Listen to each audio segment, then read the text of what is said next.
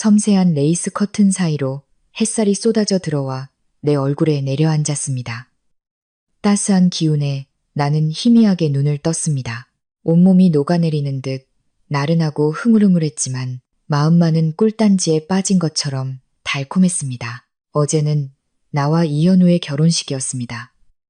모든 것이 동화처럼 완벽했습니다. 나는 맞춤 제작한 웨딩드레스를 입고 아빠의 팔짱을 낀 채 레드카펫 끝에서 평생 나를 사랑하겠다고 약속한 그 남자에게로 걸어갔습니다. 하객들의 축복, 친지들의 웃음소리, 그리고 현우가 내 손에 반지를 끼워줄 때 그 깊고 빠져들 것만 같았던 눈빛까지 모든 순간이 지금 내 머릿속에서 반복 재생되며 입가에 미소가 번지게 했습니다. 민서야, 이제 이현우 씨 아내구나. 나는 나지막이 속삭이며 현우의 채취가 아직 남아있는 옆 베개에 얼굴을 묻었습니다. 실없는 웃음이 터져 나왔습니다. 바로 그때 침대 협탁 위에 던져둔 내 핸드폰이 갑자기 울리기 시작했습니다. 윙윙거리는 진동 소리가 방 안의 고요함과 달콤함을 깨뜨렸습니다. 나는 손을 뻗어 핸드폰을 집어들고 화면을 확인했습니다. 모르는 번호였습니다. 웨딩홀이나 호텔에서 무슨 일이 있나 보네. 어제 그렇게 큰 행사를 치렀으니 처리할 자잘한 일들이 남아있는 것도 당연했습니다. 나는 목소리를 가다듬고 최대한 맑은 목소리로 전화를 받았습니다. 여보세요. 네, 여보세요. 전화기 너머에서 다소 낮고 긴장된 듯한 남자의 목소리가 들려왔습니다. 그는 먼저 내 신원을 확인했습니다. 혹시 어제 그랜드 신라 호텔에서 결혼식을 올리신 신부 박민서 씨 되십니까? 네, 맞는데요. 나는 조금 의아했습니다. 익숙한 웨딩 플래너의 목소리는 아니었습니다. 누구시죠? 박민서 씨, 안녕하십니까?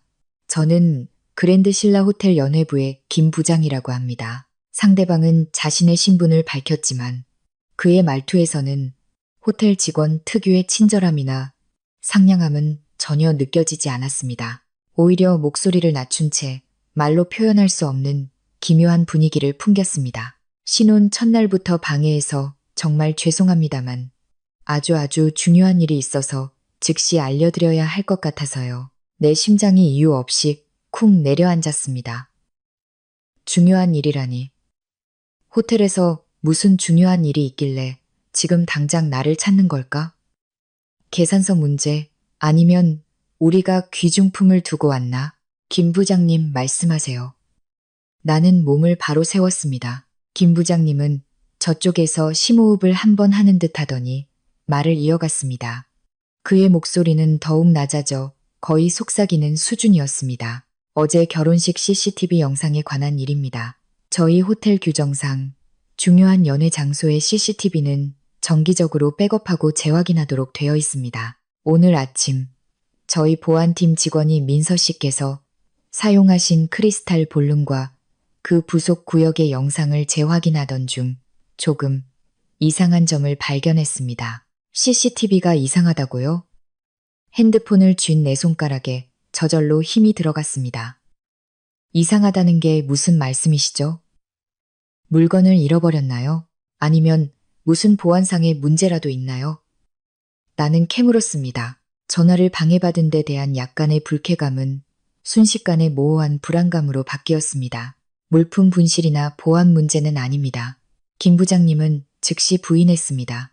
그리고는 몇 초간 말을 멈추고 용어를 고르는 듯 했습니다. 마침내 결심한 듯 그의 말은 빨라졌습니다. 민서 씨, 전화상으로는 자세히 말씀드리기 어렵습니다.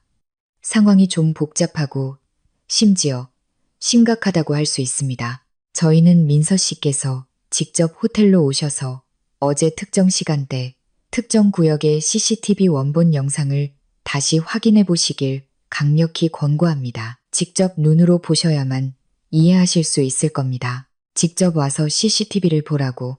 그것도 특정 시간, 특정 구역을. 내 숨이 잠시 샜었습니다. 결혼식장에서 내가 직접 와서 확인할 만큼 심각한 일이 대체 뭘까? 누가 몰래 들어와서 난동이라도 부렸나? 내 생각이 채 정리되기도 전에 김 부장님의 다음 말은 얼음 송곳처럼 예고 없이 내 귓속을 파고들어 나를 그 자리에 얼어붙게 만들었습니다. 머리부터 발끝까지 차갑게 식어버렸습니다. 그리고 민서 씨, 그의 목소리는 경고에 가까울 만큼 엄숙했습니다. 부디 혼자 오셔야 합니다. 아무에게도, 특히 남편이신 이현우 씨에게는 절대 말씀하지 마십시오. 저희가 구체적인 상황을 파악하기 전까지는 이번 통화와 CCTV 확인에 관한 어떤 것도 그분께 알리지 마시길 바랍니다. 이건 매우 중요합니다. 꼭 기억해 주십시오. 이현우에게는 말하지 말라고? 결혼식은 우리 두 사람의 것인데 무슨 일이기에 그에게 숨겨야 하고 심지어 그에게 알리지 말라고 특별히 강조까지 하는 걸까? 지극히 황당하고 불안한 감정이 나를 휩쌌습니다. 온갖 혼란스러운 추측들이 머릿속에 밀물처럼 밀려왔다가 차가운 흔적만 남기고 썰물처럼 빠져나갔습니다. 설마 현우가 결혼식장에서 무슨 짓이라도 한 걸까? 그럴 리가. 그는 어제 내내 내 곁에서 흠잡을 데 없이 완벽했다. 김 부장님, 대체 무슨 일인가요? 조금이라도 알려주실 수는 없나요?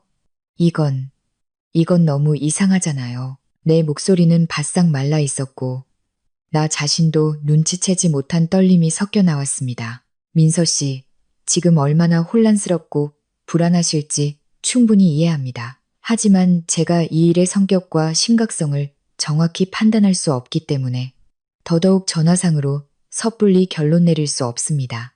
CCTV 화면은 민서 씨 본인께서 직접 해석하셔야 합니다. 저희 호텔 측은 사실 기록을 제공할 뿐 그 안의 인간관계나 구체적인 상황에 대해서는 왈가왈부할 권한도 방법도 없습니다. 김 부장님의 말투는 사무적이었지만 그 속에는 쉽사리 감지하기 어려운 동정심이 배어 있었습니다. 가능한 한 빨리 와주십시오. 민서 씨 자신을 위해서요. 저는 호텔 지하 2층 보안 관제센터에서 기다리고 있겠습니다. 도착하시면 이 번호로 바로 전화 주세요. 제가 마중 나가겠습니다. 기억하세요. 혼자 오셔야 합니다. 전화는 끊겼습니다. 뚜뚜뚜 하는 신호음이 울리고 있었지만 나는 마치 주문에 걸린 사람처럼 멍하니 웨딩 침대에 앉아 핸드폰을 든 채 한참을 움직이지 못했습니다. 방 안의 햇살은 여전히 따스하고 화창했고 어제 결혼식의 꽃향기와 축제 분위기가 아직도 감도는 듯 했습니다. 하지만 이 모든 것이 그 기묘한 전화 한 통으로 인해 짙고 음울한 의심의 구름에 뒤덮여 버렸습니다. 이현우에게는 말하지 마. 이 말이 사악한 주문처럼 내 머릿속을 맴돌았습니다. 나는 고개를 돌려 옆에 비어있는 베개를 보았습니다. 현우는 이미 일어나 있었습니다. 회사에 긴급한 해외 화상회의가 있어서 서재에서 처리해야 한다고 했습니다. 그는 일어나면서 내 이마에 입을 맞추고는 다정하게 말했습니다. 자기야 좀 더 자. 나 회의 끝나고 아침 해줄게. 그렇게 다정하고 그렇게 평범했는데 하지만 호텔 부장님의 말은 내가 이제 막 쌓아 올린 행복이라는 이름의 연약한 거품에 박힌 가시 같았습니다. 가야 할까 말아야 할까. 이성은 이게 오해이거나 심지어 악의적인 장난일 수도 있다고 말했습니다. 하지만 마음 깊은 곳에서는 미약하지만 날카로운 목소리가 나를 재촉했습니다. 가서 확인해봐, 민서야. 반드시 가서 봐야 해. 가지 않으면 평생 후회할지도 몰라. 나는 이를 악물고 이불을 걷어차고 침대에서 내려왔습니다. 부드러운 카펫을 밟았지만 조금의 온기도 느껴지지 않았습니다. 나는 재빨리 편한 옷으로 갈아입고 긴 머리를 대충 묶었습니다. 최대한 소리를 내지 않으려 애쓰며 침실 문으로 다가갔을 때 나는 잠시 멈췄습니다. 고개를 돌려 정성껏 꾸며진 신혼의 기쁨이 가득한 이 방을 한번 둘러보았습니다. 그리고 나는 조용히 문손잡이를 돌려 몸을 빼냈습니다. 서재문은 닫혀 있었고 안에서는 현우가 유창한 영어로 회의하는 소리가 희미하게 들려왔습니다. 진지하고 열정적인 목소리였습니다. 나는 숨을 죽이고 살금살금 거실을 가로질러 현관에 있는 차키를 집어들고 마치 도둑처럼 집을 빠져나왔습니다. 그랜드 신라 호텔로 차를 몰고 가는 내내 심장은 계속해서 빠르게 뛰었고 손바닥에서는 식은땀이 멈추지 않았습니다. 나는 계속해서 스스로에게 되뇌었습니다. 이건 분명 호텔 측의 착오이거나 별일 아닌 걸 과장하는 걸 거야. 아마 중요하지 않은 오해의 소지가 있는 장면이 찍혔을 뿐일 거야. 현우는 나를 그렇게 사랑하는데, 이 결혼식을 위해 얼마나 애썼는데, 그가 설마. 하지만 남편에게는 말하지 마세요라는 그 말은 유령처럼 나를 따라다녔습니다. 호텔에 도착해서 나는 화려한 정문 로비로 가지 않고 김 부장님이 말한 대로 지하 주차장의 외진 구석에 차를 세웠습니다. 그리고 그 번호로 전화를 걸었습니다. 이분도 채 되지 않아 호텔 매니저 유니폼을 입은 심각한 표정의 중년 남성이 눈에 띄지 않는 비상구 문 뒤에서 걸어 나왔습니다. 그는 재빨리 주위를 살피더니 내 차 옆으로 빠르게 다가왔습니다. 박민서 씨 되십니까? 그가 목소리를 낮춰 물었습니다. 나는 고개를 끄덕이고 차에서 내렸습니다. 저를 따라 이쪽으로 오시죠. 김 부장님은 별다른 말 없이 나를 그 문 안으로 이끌었습니다. 안은 호텔 후방 지원구역의 통로였고 불빛은 다소 어두웠으며 오직 우리 두 사람의 발소리만 들릴 정도로 조용했습니다. 우리는 카드를 찍어야만 탈 수 있는 내부 직원용 엘리베이터를 타고 곧장 지하 2층으로 내려갔습니다. 이 길 내내 이어진 침묵은 사람을 질식시킬 것만 같았습니다. 김 부장님은 목적지에 도착하기 전까지는 한마디도 더 할 생각이 없는 듯 했습니다.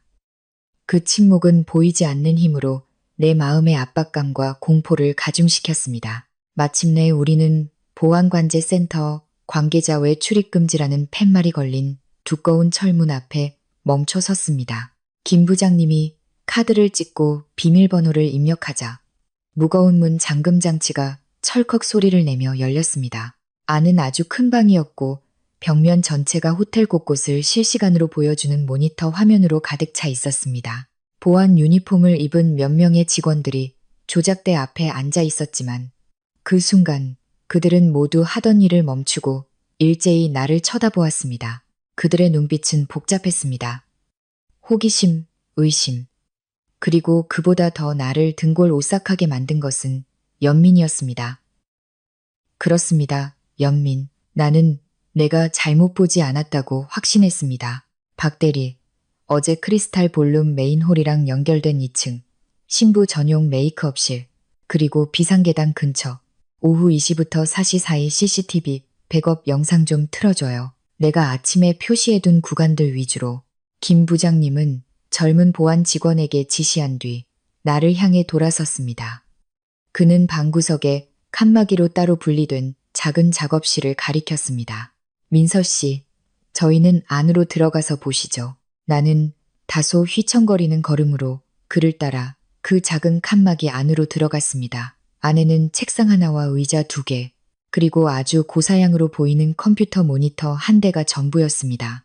박대리라는 젊은 직원이 곧 외장 하드를 들고 들어와 컴퓨터에 연결하고 몇 번 조작한 뒤 조용히 나가면서 칸막이 문까지 닫아주었습니다. 방 안에는 나와 김 부장님, 그리고 눈앞에서 희미한 푸른빛을 내뿜는 모니터만이 남았습니다. 민서 씨, 좁은 공간에서 김 부장님의 목소리는 유난히 선명하고 무겁게 들렸습니다. 마음의 준비를 단단히 하셔야 합니다.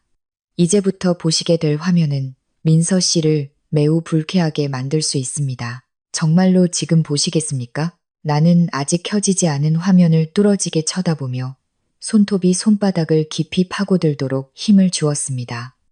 온 힘을 다해 고개를 끄덕였습니다. 김 부장님은 한숨을 쉬고는 마우스를 움직여 비디오 파일을 클릭했습니다. 화면이 켜졌습니다. 영상은 컬러 고화질이었고 위에서 아래를 내려다보는 각도였습니다. 화면에 나타난 곳은 바로 어제 내가 사용했던 2층 신부 메이크업실의 바깥 공간이었습니다. 안쪽은 탈의실이라 CCTV가 없었습니다. 타임스탬프는 오후 2시 17분을 가리키고 있었습니다. 결혼식이 막 끝난 직후였고 나는 연회장에서 하객들에게 인사를 하고 있을 때였습니다. 메이크업실에는 아무도 없어야 했습니다. 내가 갈아입은 평상복과 몇 가지 잡동사니만 소파 위에 놓여 있었습니다. 이어서 메이크업실 문이 열리고 두 사람이 앞서거니 뒤서거니 들어왔습니다.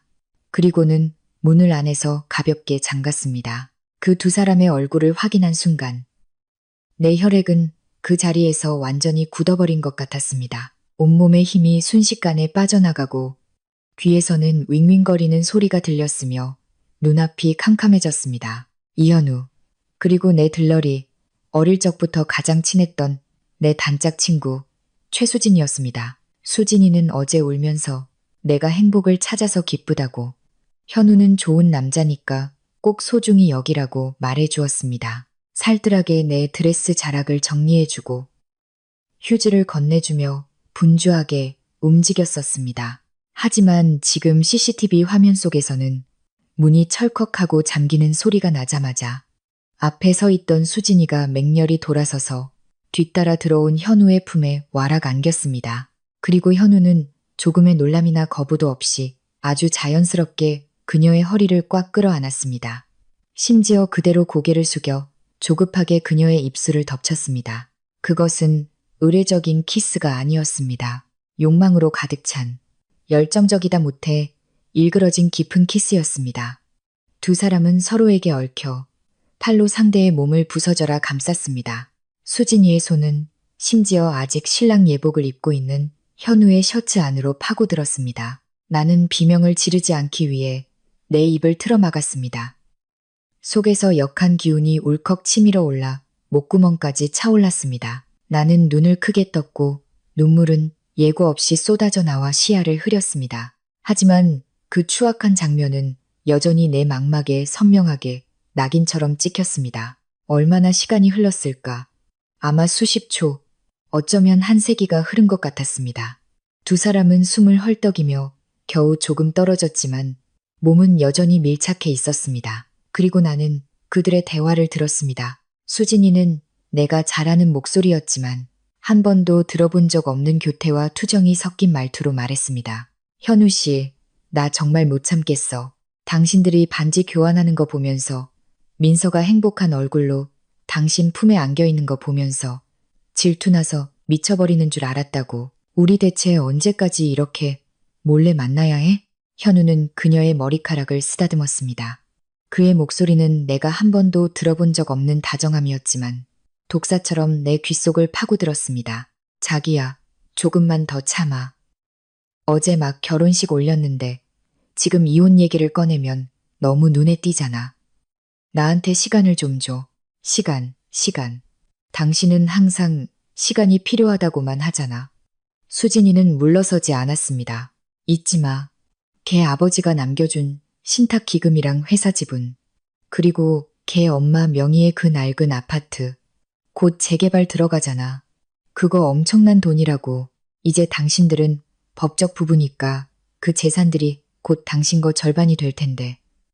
설마 진짜 연기하다가 정들어서 걔를 못 버리게 된 건 아니지. 현우는 차갑게 비웃었습니다. 그 웃음소리에 담긴 경멸감에 나는 얼음 동굴에 떨어진 듯 했습니다. 진짜 연기? 무슨 소리야. 박민서, 그 멍청한 여자는 좀 사는 집딸이라는 거 말고 뭐가 있어? 순진하고 속이기 쉽고 재미도 없지. 내가 걔 비위 맞춘 건 다 이것들 때문이잖아. 챙길 거 다 챙기고 나면 적당한 핑계 대고 쫓아내는 건 식은 죽 먹기지. 그때가 되면 돈은 우리 거고 자기도 더 이상 그 빌어먹을 들러리 노릇하면서 속상해할 필요 없어. 수진이는 금세 기분이 풀린 듯 그에게 다시 한번 입을 맞췄습니다. 그럼 됐어. 참, 걔 은행 다니는 사촌 오빠 김진우 말이야. 우리를 좀 의심하는 것 같던데 저번에 민서한테 슬쩍 떠보면서 당신이 투자한 그 프로젝트 믿을만 하냐고 물어봤대. 조심해야 할 거야. 걱정 마. 프로젝트 계약서는 완벽하게 만들었어. 돈은 몇 번 거치면 깨끗해져. 걔 사촌 오빠 그냥 어리숙한 풋내기일 뿐이야. 문제될 거 없어. 현우의 말투는 확신에 차 있었고 계산적인 태도가 가득했습니다. 지금 제일 중요한 건 박민서를 안정시키는 거야. 의심하지 않게 몇 달 뒤에 시기가 무르익으면 그들이 뒤에 무슨 말을 더 했는지는 이미 전혀 들리지 않았습니다. 거대한 이명이 모든 소리를 삼켜버렸습니다. 나는 나무 인형처럼 의자에 주저앉아 온몸이 차갑게 식은 채 멈추지 않는 떨림에 시달렸습니다. 눈물은 미친 듯이 흘렀지만 아무 소리도 낼 수 없었습니다. 어제 나를 감동시켜 눈물 짓게 했던 그 완벽한 결혼식은 처음부터 끝까지 치밀하게 계획된 사기극이었습니다. 내가 가장 사랑했던 남편과 내가 가장 믿었던 친구는 이미 오래전부터 내 등 뒤에서 놀아나고 있었습니다. 그들은 내 감정을 배신했을 뿐만 아니라 노골적으로 내 재산을 노리고 있었습니다. 그들의 입에서 오르내린 멍청한 여자, 순진하고 속이기 쉬운 여자가 바로 나였습니다. 내가 이제껏 느껴왔던 모든 행복감과 안정감은 이 순간 완전히 산산조각. 나 가장 우습고 비참한 농담거리가 되어버렸습니다. 김 부장님이 조용히 티슈 한 갑을 건네주었습니다. 그의 얼굴에는 차마 보기 힘들다는 표정이 어려 있었습니다. 그는 내가 조금 진정되기를 기다렸다가 사실 나는 도저히 진정할 수 없다는 걸 알았지만 낮은 목소리로 말했습니다. 민서 씨, 뒤에 비상계단 통로에서 찍힌 영상이 하나 더 있습니다. 시간은 3시쯤이고요. 두 사람이 다시 만나서 자산 이전 계획에 대해 더 구체적인 대화를 나눕니다. 더 보시겠습니까? 나는 고개를 들었습니다. 흐릿한 눈물 너머로 화면 속에서 여전히 서로에게 기대어 있는 그 역 같은 남녀를 보았습니다. 심장에서 날카로운 송곳이 찌르는 듯한 격통이 계속해서 느껴졌습니다. 너무 아파서 숨쉬기조차 힘들었습니다. 하지만 이 끝없는 고통과 냉기 속에서 아주 미약하지만 이상하게 뜨거운 불꽃 하나가 마음 가장 깊은 곳에서 조용히 타오르기 시작했습니다. 그것은 분노였고 증오였습니다. 나는 손등으로 얼굴의 눈물을 거칠게 닦아냈습니다. 다시 고개를 들었을 때 내 눈은 여전히 핏발이 서고 상처로 가득했지만 방금 전처럼 세상이 무너진 듯한 절망은 없었습니다. 나는 김 부장님에게 쉬었지만 이상하리만치 또렷한 목소리로 말했습니다. 네, 보여주세요. 전부 다 보여주세요. 그리고 김 부장님, 나는 코를 훌쩍이며 목소리가 더 이상 떨리지 않도록 애썼습니다. 이 CCTV 원본 파일들은 부디 저를 위해 비밀리에 잘 보관해 주십시오. 그리고 사본 하나를 제가 받을 수 있을까요? 김 부장님은 나를 보며 내가 이렇게 빨리 변한 것에 다소 놀란 듯 했지만 즉시 고개를 끄덕였습니다. 걱정 마십시오. 저희는 엄격한 규정이 있어 원본 영상은 허가 없이 절대 유출되지 않습니다. 사본에 관해서는 규정상 그리고 민서 씨의 안전을 고려해서 제가 직접 외장 하드를 드릴 수는 없습니다. 하지만 그는 잠시 말을 멈췄다가 만약 필요하시다면 합법적인 절차 안에서 저희가 관련 증거를 제공하는데 협조할 수 있습니다.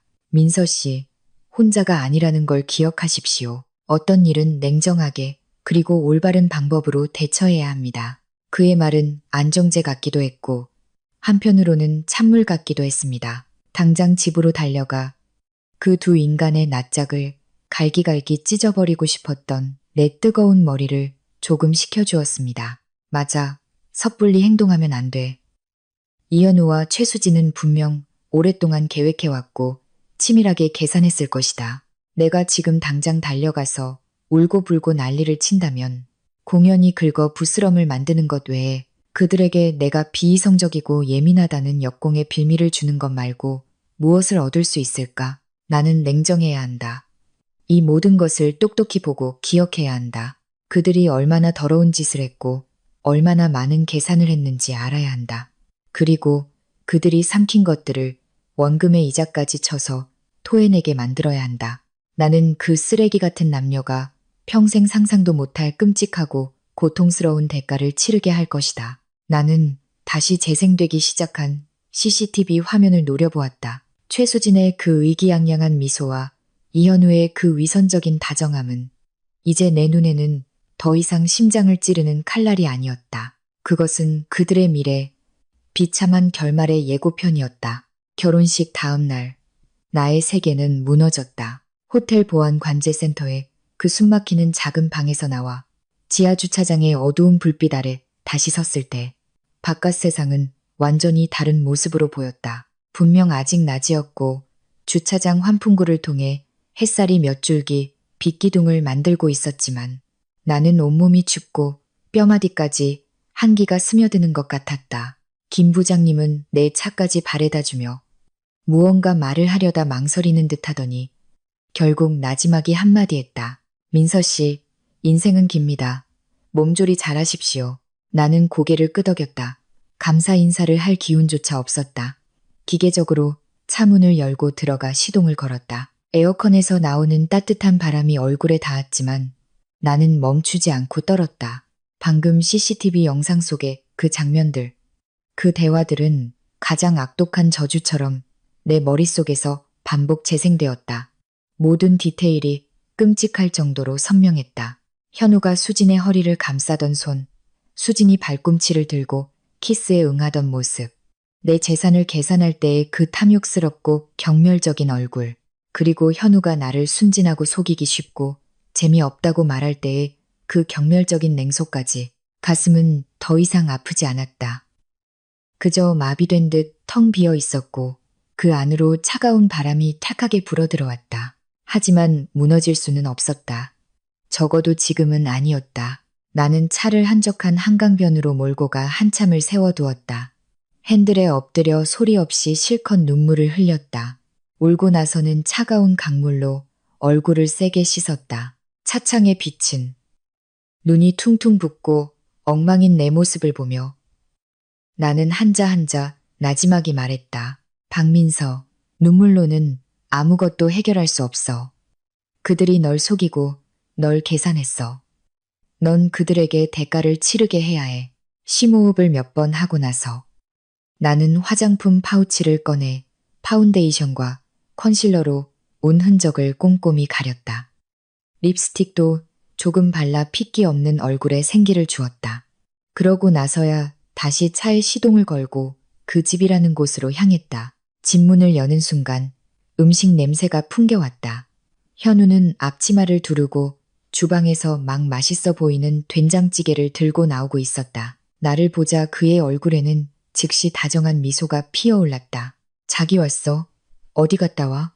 나 회의 끝나자마자 장 봐와서 자기가 좋아하는 거 좀 만들었어. 어제 결혼식 연회에서는 정신없어서 제대로 먹지도 못했잖아. 그의 미소는 너무나 자연스러웠고 눈빛은 너무나 걱정스러웠으며 말투는 너무나 다정했다. 만약 내가 방금 CCTV 영상에서 그의 다른 얼굴을 직접 보지 않았더라면 나는 감동해서 당장 그의 품에 안겼을 것이다. 하지만 지금 나는 그 미소가 역겨울 정도로 위선적이고 그 걱정이 설탕을 바른 독약처럼 느껴졌다.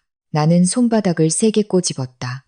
고통으로 억지로 냉정을 유지했다. 그리고 최대한 자연스럽고 약간 피곤한 듯한 미소를 지으며 평소와 같은 말투로 신발을 갈아 신으며 말했다. 어디 안 갔어. 그냥 근처 백화점 좀 둘러보다가 뭐 좀 샀어. 나는 길가 편의점에서 급하게 산 쇼핑백을 흔들어 보였다. 허리가 좀 아프네. 어제 하이힐 신고 너무 오래 서 있었나 봐. 얼른 손 씻고 밥 먹자. 현우는 다가와서 자연스럽게 내 가방을 받아들고 내 어깨를 감싸려고 했다. 나는 거의 본능적으로 몸을 피했다. 쇼핑백을 내려놓는 척하며. 하지만 방금 그 순간의 접촉으로 심장이 미친 듯이 뛰었고 속이 울렁거렸다. 왜 그래 자기? 현우의 손은 허공에 머물렀고 그는 의아한 눈으로 나를 쳐다보았다. 아니야, 나는 몸을 일으켜 억지 미소를 지었다. 몸에 땀이 좀 나서 찝찝해서. 먼저 손 좀 씻을게. 나는 서둘러 화장실로 걸어가 문을 닫았다.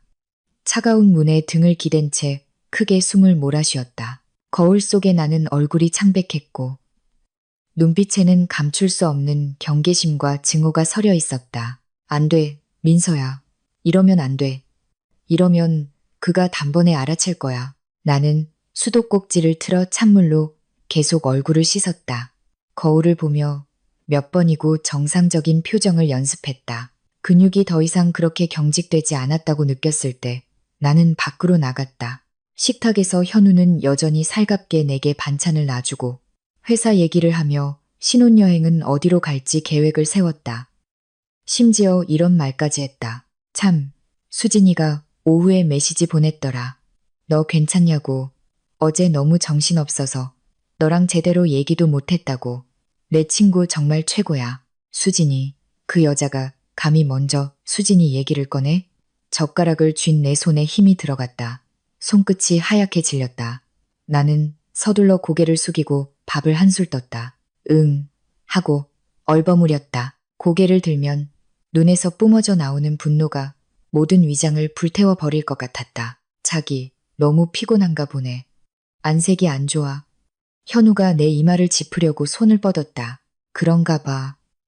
나는 고개를 돌려 피했다. 입맛이 없네. 먼저 좀 누워 있을게. 그래, 가서 쉬어. 설거지는 내가 할게. 현우의 말투는 여전히 너그럽고 다정했다. 나는 거의 도망치듯 침실로 돌아와 문을 닫았다. 문에 기댄 채 바닥에 주저앉았다. 온몸의 힘이 다 빠져나간 것 같았다. 내 모든 것을 망가뜨린 그 남자와 한 식탁에서 밥을 먹고 그의 거짓된 걱정을 들으며 아무렇지 않은 척해야 하는 것은 그 어떤 고문보다도 고통스러웠다. 하지만 나는 알았다. 이것은 시작에 불과하다는 것을. 나는 견뎌야만 했다. 그 후 며칠 동안 나는 내가 가장 혐오하는 모습으로 살았다. 완벽한 가면을 쓴 배우처럼 현우 앞에서 나는 순진하고 속기 쉬우며 신혼의 행복에 흠뻑 빠진 어린 여자 역할을 열심히 해냈다.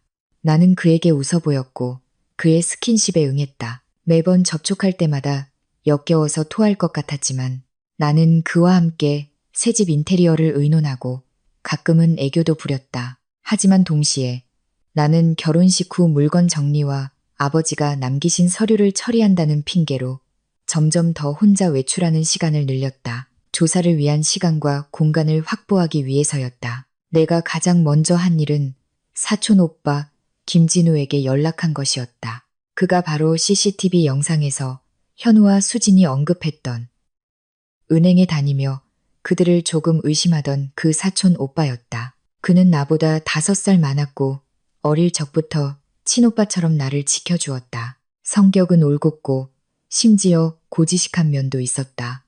아버지가 돌아가시기 전에 따로 그에게 나를 잘 챙겨달라고 부탁하기도 하셨다. 나는 전화로 길게 얘기하지 않고 우리가 평소에 잘 가지 않는 조용한 카페에서 만나자고 약속했다. 진우 오빠는 나를 보자마자 먼저 결혼을 축하해 주더니 이내 미간을 찌푸렸다.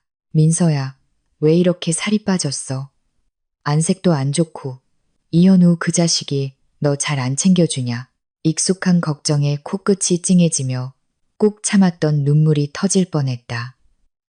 나는 주위를 둘러보고 목소리를 낮춰 단도직입적으로 말했다. 오빠, 나 좀 도와줘. 이현우랑 최수진, 걔네들 문제 있는 것 같아. 진우 오빠의 얼굴이 순식간에 굳어졌다. 무슨 문제? 뭘 발견했어? 그는 역시 이미 무언가 의심하고 있었다. 나는 너무 자극적인 디테일은 빼고 CCTV에서 그들이 몰래 공모하는 것을 보고 내 재산을 노리는 대화를 들었던 대략적인 상황을 그에게 알려주었다. 진우 오빠는 이야기를 다 듣고 나서 주먹으로 카페 테이블을 쾅 내리쳤다. 옆 테이블 손님들이 쳐다보자 그는 서둘러 목소리를 낮췄지만 눈의 분노는 감추지 못했다. 짐승 같은 새끼들. 내가 저 자식 번지르르한 게 딱 마음에 안 들었다고. 그리고 최수진, 너랑은 친자매처럼 굴면서 뒤에서 이렇게 칼을 꽂아? 민서야, 너 어떡할 거야? 내가 당장 사람 좀 알아볼까? 오빠. 나는 급히 그를 막았다. 섣불리 움직이면 안 돼. 걔네는 오랫동안 계획했어. 분명히 대비책이 있을 거야. 우리한테 지금 필요한 건 증거야. 확실한 증거. 걔네가 어떻게 재산을 빼돌리는지, 그 투자 프로젝트에 대체 무슨 꿍꿍이가 있는지에 대한 증거 말이야. 지금 긁어부스럼 만들면 우린 아무것도 얻지 못해. 진우 오빠는 거친 숨을 몰아쉬며 잠시 진정했다. 그리고 고개를 끄덕였다. 내 말이 맞아. 오빠가 너무 흥분했다. 걱정 마. 은행 쪽은 내가 아는 사람이 있어. 규정 위반으로 고객 계좌를 직접 조회할 수는 없지만 이현우가 거액의 자금을 움직이거나 의심스러운 계좌 거래가 있으면 간접적으로 동향을 파악할 수는 있어. 그리고 걔가 너한테 투자하라고 한 블루마린 테크 프로젝트 말이야. 내가 전부터 이상하다고 생각했어. 사업 계획서가 너무 완벽해. 비현실적일 정도로. 내 친구 중에 관련 감사 부서에서 일하는 놈이 있는데 걔한테 이 프로젝트 배경이랑 자격 좀 몰래 알아봐 달라고 할게. 마음이 따뜻해졌다. 결정적인 순간에는 역시 진짜 가족이 의지가 되었다. 오빠, 고마워. 근데 오빠도 꼭 조심해야 해. 오빠가 조사한다는 거 들키면 안 돼. 걱정 마. 네 오빠가 그렇게 멍청하진 않아. 진우 오빠는 나를 보며 안쓰러운 눈빛을 했다. 민서야, 고생이 많구나. 이런 상황에서도 이렇게 침착하다니. 돈은 필요 없어? 아니면 변호사라도. 오빠가 경제 분쟁이랑 이혼 소송 잘하는 변호사 몇 명 아는데 절대 믿을 수 있는 사람들이야. 변호사는 아직. 우리가 증거를 더 모은 다음에. 나는 잠시 생각하다가 말했다. 오빠, 혹시 믿을 만한 사설 탐정 좀 알아봐 줄 수 있어? 다른 거 말고 그냥 이현우랑 최수진. 평소 동선 좀 감시해 달라고. 특히 걔네 둘이 몰래 만날 때 뭐라도 좀 찍을 수 있는지. 너무 막장 드라마 같다는 거 알지만 때로는 가장 직접적인 방법이 제일 효과적일 때도 있잖아. 진우 오빠는 잠시 놀란 듯 했다. 내가 이런 제안을 할 줄은 몰랐던 모양이다. 하지만 그는 곧 고개를 끄덕였다. 알았어. 그건 나한테 맡겨. 입 무겁고 능력 있는 사람으로 알아볼게. 진우 오빠와 헤어진 후 마음이 조금 놓였다. 적어도 더 이상 혼자 싸우는 것은 아니었다. 하지만 나는 알았다. 주전장은 여전히 나와 이현우의 잇집이라는 것을. 나는 이현우의 핵심 정보에 더 직접적으로 접근해야 했다. 현우의 서재는 평소에 잠겨 있었다. 중요한 사업 서류가 있어서 내가 들어가서 어지럽힐까봐 걱정된다고 했다. 예전에는 그의 개인 공간이라고 존중해서 들어갈 생각도 하지 않았다. 하지만 지금 그 잠긴 문은 의심할 여지 없이 수많은 비밀을 감추고 있었다. 열쇠는 그가 항상 가지고 다녔지만 나는 그가 비상열쇠를 거실 책장에 있는 두꺼운 영문 원서 한 권 안에 숨겨두는 습관이 있다는 것을 알았다. 그는 내 영어 실력과 관심사로는 절대 그 책을 건드리지 않을 거라고 생각했을 것이다. 그것은 내가 예전에 우연히 그를 도와 다른 책을 찾다가 발견한 것이었다. 그때는 그냥 물건 숨기는 곳이 특이하다고만 생각했는데 지금은 내게 기회가 되었다. 어느 날 그가 샤워하는 틈을 타 나는 쿵쾅거리는 심장을 안고 비상 열쇠를 꺼내 재빨리 서재 문을 열고 들어갔다. 그리고 조용히 문을 다시 잠갔다. 서재는 깔끔했다. 그의 컴퓨터에는 비밀번호가 걸려 있었다. 나는 우리의 결혼기념일, 그의 생일, 심지어 수진의 생일까지 몇 개 시도해봤지만 맞지 않았다. 시간이 촉박해서 더 시도할 수는 없었다. 나는 그의 파일 캐비닛으로 눈을 돌렸다. 캐비닛은 잠겨있지 않았다. 나는 빠르게 뒤져보았다. 대부분은 회사 재무보고서, 프로젝트 계약서, 사본 같은 것들이었고 보기에는 모두 정상적이었다. 가장 아래 서랍 깊숙한 곳에서 딱딱한 파일 폴더 하나를 만지기 전까지는 꺼내서 열어본 순간 내 혈액은 다시 한번 거의 굳어버렸다. 안에는 몇 가지 서류가 있었다. 하나는 내 이름으로 서명된 위임장 초안이었다. 내용은 이현우에게 내 명의의 모든 자산을 전적으로 처리할 권한을 위임한다는 것이었다. 아버지가 남기신 신탁기금, 수익금 인출, 주식 계좌 운용, 심지어 부동산 처분까지 포함되어 있었다. 날짜는 비어 있었다. 분명 기회를 봐서 나를 속여 서명하게 할 준비였을 것이다. 또 다른 하나는 블루마린 테크 프로젝트의 추가 계약서 사본이었다. 조항은 극도로 복잡했지만 핵심 내용은 이해할 수 있었다. 내가 투자자로서 자금은 아버지의 신탁기금에서 나오며 투자된 자금 대부분은 해외 기술 구매와 판로 개척에 사용될 것이라고 되어 있었다. 그리고 수취인은 내가 한 번도 들어본 적 없는 해외에 등록된 몇몇 페이퍼 컴퍼니였다. 이것은 돈을 물에 버리는 것이나 다름없었다. 아니, 그들의 주머니 속으로 버리는 것이었다. 그리고 최수진의 명함 몇 장도 있었다. 하지만 명함에 적힌 직함은 내가 알던 그녀가 다니던 작은 무역회사의 행정직이 아니었다. 현수 캐피탈의 투자 총괄 이사였다. 현수, 이현우의 현, 최수진의 수. 정말 역겨웠다. 나는 핸드폰으로 이 중요한 서류들을 한 장 한 장 선명하게 찍었다. 손이 너무 떨려서 몇 번이나 초점이 맞지 않았다. 나는 또한 낡은 핸드폰 하나를 발견했다. 충전해서 켜보니 아니나 다를까 그와 수진의 노골적인 대화 기록, 스크린샷이 가득했다. 아마 달콤한 증거를 남기고 싶었나 보다. 그리고 우리 결혼 한참 전 날짜에 호텔 결제 기록들도 있었다. 마지막 장을 찍고 물건들을 조심스럽게 원래대로 되돌려 놓았을 때 욕실에서 물소리가 멈췄다. 나는 깜짝 놀라 혼비백산했다. 서둘러 흔적을 남기지 않았는지 확인하고 살금살금 서재를 빠져나와 문을 잠그고 열쇠를 제자리에 돌려놓았다. 소파에 막 앉아 잡지를 집어 들었을 때 현우가 머리를 닦으며 나왔다. 자기 잡지 보내? 그가 무심코 물었다. 응, 그냥 좀 보는 거야. 나는 고개를 들지 않았다. 내 눈의 경랑을 그가 알아챌까 두려웠다. 며칠 후 진호 오빠에게서도 진전이 있었다.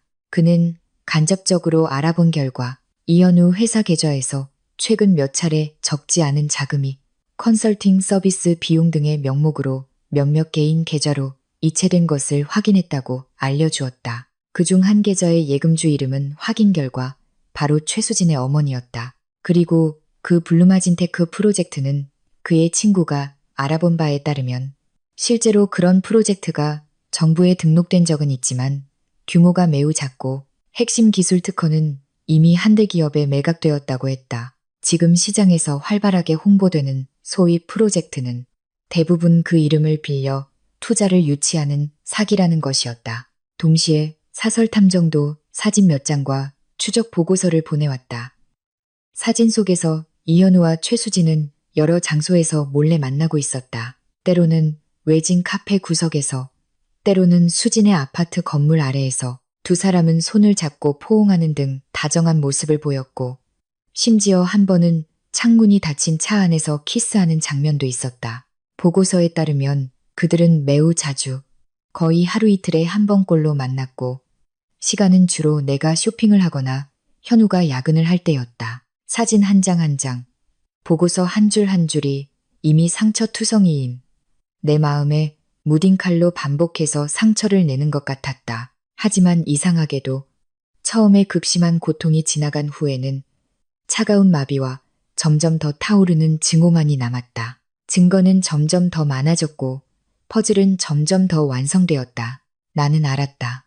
이현우와 최수진도 그들의 계획을 서두르고 있다는 것을.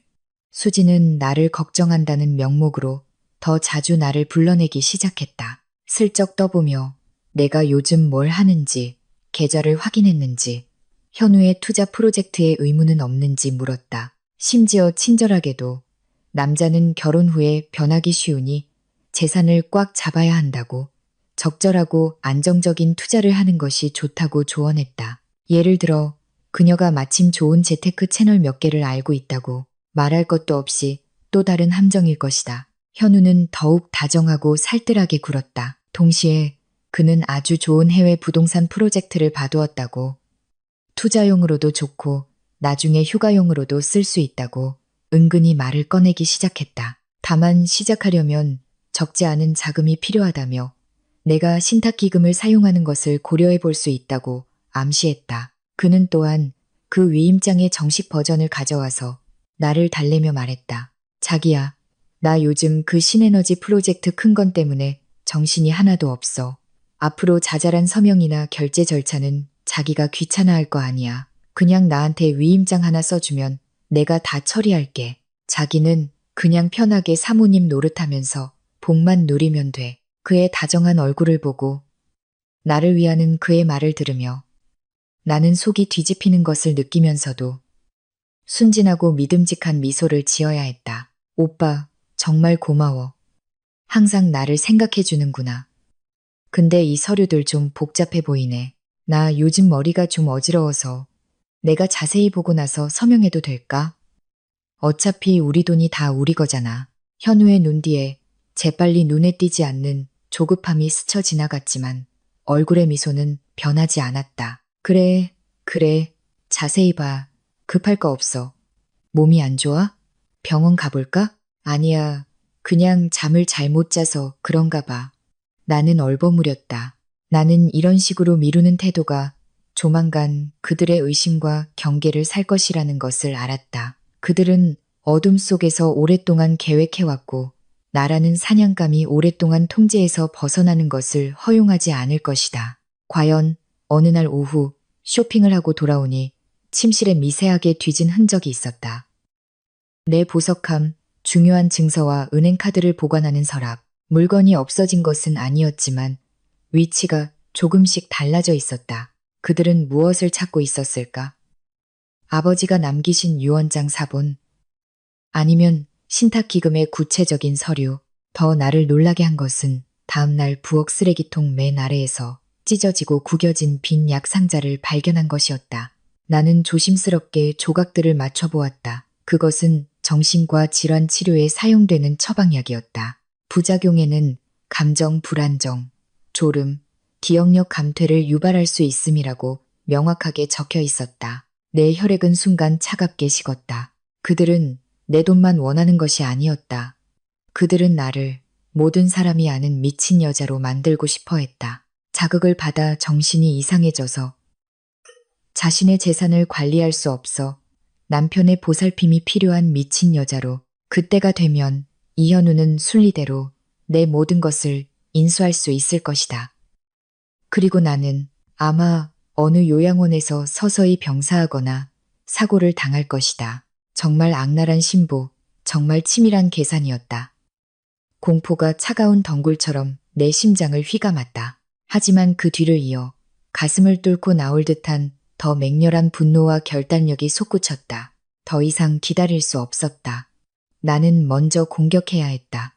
그들이 내게 약을 먹이거나 무슨 사고를 만들기 전에 그들의 위장을 찢어버려야 했다. 내가 다음 단계를 어떻게 밟아야 할지 고심하고 있을 때 예상치 못한 전화가 걸려왔다. 김 부장님, 그 호텔 보안부의 김 부장님이었다. 그의 목소리는 여전히 낮고 신중했다. 민서 씨, 또 연락드려서 죄송합니다.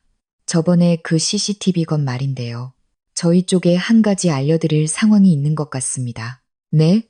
저희 호텔 연회장 청소를 담당하시는 아주머니 한 분이 어제 저를 찾아오셨습니다. 결혼식 다음 날 메이크업실을 청소하다가 소파 틈에서 녹음기 하나를 주웠다고 하더군요. 그때는 하객이 두고 간 줄 알고 분실물 센터에 맡겼는데 아무도 찾아가지 않았답니다. 요 며칠 제가 결혼식 CCTV를 계속 확인하는 걸 보고 생각이 나서 저한테 말씀해 주셨습니다. 제가 그 녹음기를 확인해 봤는데 아내 민서 씨께 도움이 될 만한 녹음 파일이 하나 있었습니다.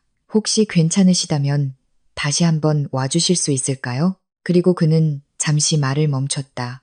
그리고 민서 씨께서 저번에 가신 후에 저희가 더 이른 시간대에 관련 구역 기록들을 확인해 봤습니다. 이현우 씨와 최수진 씨가 저희 호텔에 처음 온 것이 아니더군요. 다른 영상 자료들도 좀 있습니다. 녹음기, 더 이른 기록. 나는 핸드폰을 쥔 채 심장이 갑자기 빠르게 뛰었다. 설마 내가 아직 모르는 더 놀라운 비밀이라도 있는 걸까? 지금 바로 가겠습니다. 나는 망설임 없이 말했다. 김 부장님으로부터 녹음기에 대한 전화를 받은 후 나는 거의 날듯이 그랜드 신라 호텔로 다시 달려갔다. 여전히 그 지하 2층의 보안 관제센터, 여전히 그 답답한 작은 칸막이 방이었다. 하지만 이번에는 쿵쾅거리는 심장의 이유 속에 분노와 상처 외에도 지푸라기라도 잡는 듯한 간절함과 불길한 예감이 더해져 있었다. 김 부장님의 얼굴은 지난번보다 더욱 굳어 있었다. 그는 별말 없이 내게 작고 은색인 녹음기 하나와 인쇄된 CCTV 캡처 사진 몇 장을 건넸다. 민서 씨, 이건 청소 아주머니께서 주신 겁니다. 저희가 확인해 봤는데 안에는 유효한 녹음 파일이 하나뿐이었습니다. 시간은 정확히 민서 씨 결혼식 날 오후 3시 20분경이고 장소는 아마 메이크업실 안쪽이나 근처에 아주 은밀한 곳일 겁니다.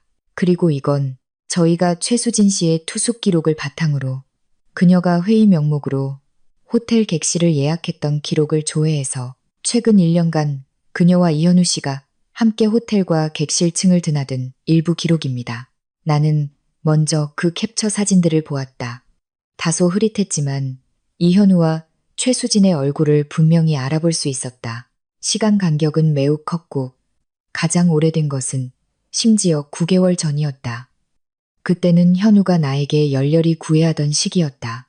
매일 아침 저녁으로 안부를 묻고 선물과 서프라이즈를 끊임없이 해주며 내가 평생 함께하고 싶은 유일한 사람이라고 맹세하던 때였다. 그리고 수진이는 그때 나를 위해 남자를 검증해준다는 명목으로 현우와 자주 접촉했고 돌아와서는 항상 내 앞에서 현우 칭찬을 하며 이 좋은 남자를 놓치지 말라고 부추겼다. 알고 보니 그렇게 오래전부터, 어쩌면 그보다 더 오래전부터 그들은 이미 한통속이었다. 몰래 연애의 스릴을 즐기면서 이 바보 같은 여자의 재산을 어떻게 빼돌릴지 계산하고 있었던 것이다. 나는 그 종이 몇 장을 쥔 채 손끝이 차갑게 식었다. 몸 안에서는 불길이 치솟아 오장육부를 태우는 듯했다. 녹음 내용은 뭔가요? 내 목소리는 바싹 말라 있었다. 김 부장님은 말없이 컴퓨터를 조작해 오디오 파일을 클릭했다. 직접 들어보세요. 부디 냉정을 유지하시기 바랍니다. 지지직하는 잡음 후에 녹음이 시작되었다. 배경은 다소 시끄러웠고 멀리 연회장에서 들려오는 음악 소리와 사람들의 말소리가 희미하게 들렸다. 하지만 두 사람의 선명한 대화 소리는 그 잡음을 뚫고 날카롭게 내 고막에 박혔다. 최수진의 목소리였다. 계획이 성공했다는 듯한 더위함과 음산함이 섞여 있었다. 약은 준비됐어. 두 종류야. 하나는 효과가 빠른 거. 소량만 먹어도 어지럽고 메스껍고 환각이 생겨 가끔씩 발작하게 해서 주변 사람들, 특히 그 참견하기 좋아하는 사촌 오빠한테 걔가 이상해지기 시작했다는 인상을 주기에 딱이지. 다른 하나는 만성적인 거야. 걔가 매일 마시는 비타민이나 꿀물에 섞는 거야. 장기간 복용하면 서서히 신경계가 손상되고 기억력이 감퇴하고 감정 조절이 안 돼서 결국 진짜 심각한 정신질환을 앓는 것처럼 보이게 될 거야. 내 숨이 부섰다. 온몸의 혈액이 심장으로 역류했다가 그대로 얼어붙은 것 같았다. 쓰레기통에서 본 그 약 상자. 그들은 정말로 이 계획을 실행하고 있었다. 이어서 이현우의 목소리가 들렸다. 냉정하고 잔인했다. 마치 상관없는 공식을 논하는 것 같았다. 양 조절은 반드시 잘해야 해. 목숨을 잃게 해서는 안 돼. 적어도 재산이 완전히 이전되고 위임 절차가 마무리되기 전까지는 자연스럽게 병든 것처럼 보여야 해. 걔가 어느 정도 병들면 내가 남편으로서 법정 후견인 신청을 할 거야. 그때가 되면 모든 자산 처분이 명분 있게 되지. 걔 아버지가 남긴 그 신탁기금 조항에 수혜자가 행위 능력을 상실했을 때의 처리 규정이 있었던 것 같아. 그때가 되면 조작할 여지가 많을 거야. 최수진이 가볍게 웃었다. 그 웃음소리에 나는 소름이 끼쳤다. 걱정 마. 내 먼 친척 중에 정신병원에서 일하는 사람이 있어. 그때 가서 권위 있는 진단서 하나 떼는 건 문제도 아니야. 돈이 손에 들어오면 걔가 요양원에서 병세가 악화되든 아니면 사고를 당하든 그건 우리 마음대로잖아. 좋아. 앞으로 이 눈엣가시 같은 여자가 우리 사이에 끼어들 일도 없고 모든 돈이 우리 것이 된다고 생각하니 벌써부터 기다려지네. 조금만 더 참아, 자기야. 곧이야. 현우의 목소리는 낮아졌고 애매한 위로가 담겨 있었다. 이 일이 끝나면 우리 해외로 가서 결혼하고 아이도 낳고 제대로 인생 즐기자. 녹음은 여기서 갑자기 끝났다. 작은 칸막이 안은 죽음과 같은 정적이 흘렀다. 나는 오직 내가 이를 악무는 소리와 심장이 미친 듯이 갈비뼈를 두드리는 터질 것만 같은 쿵쿵 소리만 들을 수 있었다. 그들은 내 돈만 노리는 게 아니었다. 내 인생을 망가뜨리고 내 목숨까지 노리고 있었다. 이전에 약 상자를 보고했던 추측이 확인되었다. 이렇게 노골적이고 사리가 가득한 음모는 그 어떤 배신보다도 나를 더 두렵게 했다. 그리고 내 마음 깊은 곳에 남아있던 지난 정 때문에 생겼던 그 가련한 미련을 완전히 소멸시켰다. 오직 하늘을 찌를 듯한 증오와 살아야겠다는 투지만이 남았다. 김 부장님. 나는 내가 어떻게 목소리를 냈는지 모르겠다. 한 글자 한 글자가 얼음 틈새에서 짜내듯 나왔다. 이 녹음 파일과 이 호텔 투숙 기록들 사본을 받을 수 있을까요? 그리고 혹시 괜찮으시다면 그 녹음기를 주우신 청소 아주머니를 찾아주실 수 있을까요? 직접 감사 인사를 드리고 싶습니다. 그리고 아마 그분께 부탁드릴 일이 좀 있을지도 모릅니다. 김 부장님은 내 눈에서 실체화되어 뿜어져 나올 듯한 증오와 결의를 보며 잠시 침묵하다가 고개를 끄덕였다. 민서 씨, 사본 문제는 지난번과 같습니다. 제 방식으로 도와드릴 수 있습니다. 그 아주머니에 관해서는 그는 잠시 말을 멈췄다. 그분은 사실 민서 씨 어머니를 아시는 분입니다. 나는 확 고개를 들고 놀라서 그를 쳐다보았다. 김 부장님은 한숨을 쉬었다. 박 여사님이라고 여기서 10년 넘게 일하셨습니다.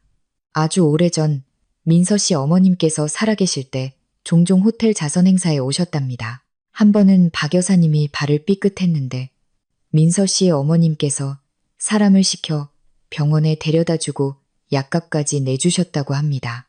그걸 항상 기억하고 계셨어요. 결혼식 날 신부가 민서 씨인 걸 보고 아주 기뻐하셨다고 합니다.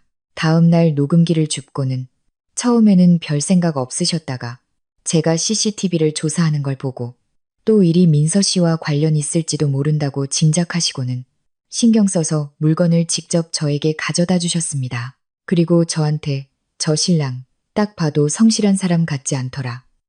저 아가씨 당하면 안 될 텐데라고 말씀하셨습니다. 도와주고는 싶지만 너무 깊이 얽히고 싶지는 않다고 하셨습니다. 집안 형편이 넉넉지 않아서 문제가 생길까봐 걱정하셨습니다. 내 눈가가 순간 다시 촉촉해졌다. 이번에는 오래전 어머니로부터 받은 따뜻한 온기 때문이었다. 엄마, 하늘에서 나를 보고 나를 도와주고 있는 거야? 알겠습니다. 박 여사님께는 절대 피해가 가지 않도록 하겠습니다. 나는 정중하게 약속했다. 녹음 파일 사본 김 부장님이 자신의 핸드폰으로 암호화 파일로 전송해 주었다. 과 그 호텔 투숙 기록 사진들을 가지고 나는 호텔을 나섰다. 차에 앉아 바로 떠나지 않고 그 녹음 파일을 몇 번이고 반복해서 들었다. 모든 악랄한 단어가 뼈에 새겨질 때까지 공포는 서서히 모든 것을 걸고 싸워야 한다는 냉정함으로 바뀌었다. 그들이 나를 병들게 하고 싶다면 좋아, 내가 병들어주지. 하지만 그들의 계획이 순조롭게 진행되는 것처럼 보이게 하면서도 허점을 남겨 뱀을 굴에서 끌어내고 최종적으로 그들이 자멸하게 만들도록 절묘하게 병들어야 했다. 나는 진우 오빠에게 연락해 녹음 파일과 새로 알게 된 사실들을 알려주었다. 오빠는 전화기 너머에서 불같이 화를 내며 당장 현우를 찾아가 죽여버릴 기세였지만 내가 필사적으로 말렸다. 우리는 다음 계획을 의논했다.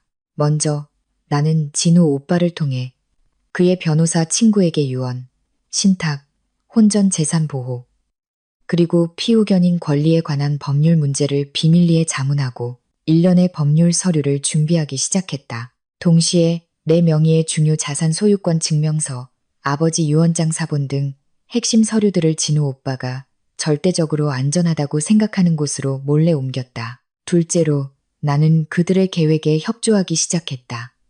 나는 먼저 현우에게 내가 최근에 사소한 일들에 대해 조금 의심하고 불안해하는 것처럼 보이게 했다.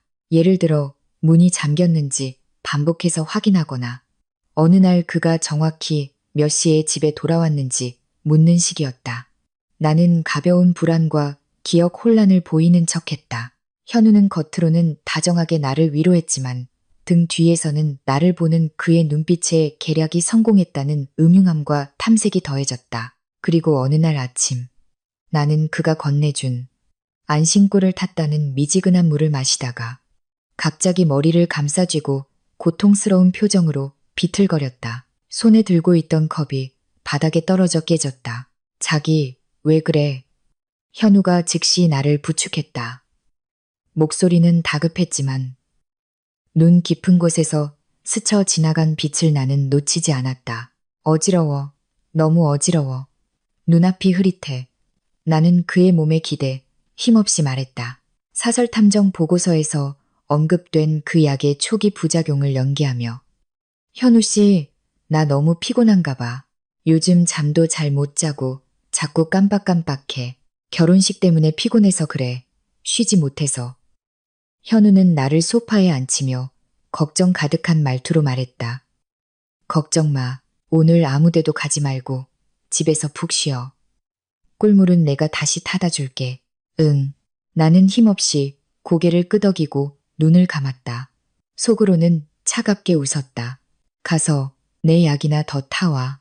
동시에 내가 아프다는 소식은 현우가 무심코 흘린 말을 통해 곧 수진에게 전해졌다.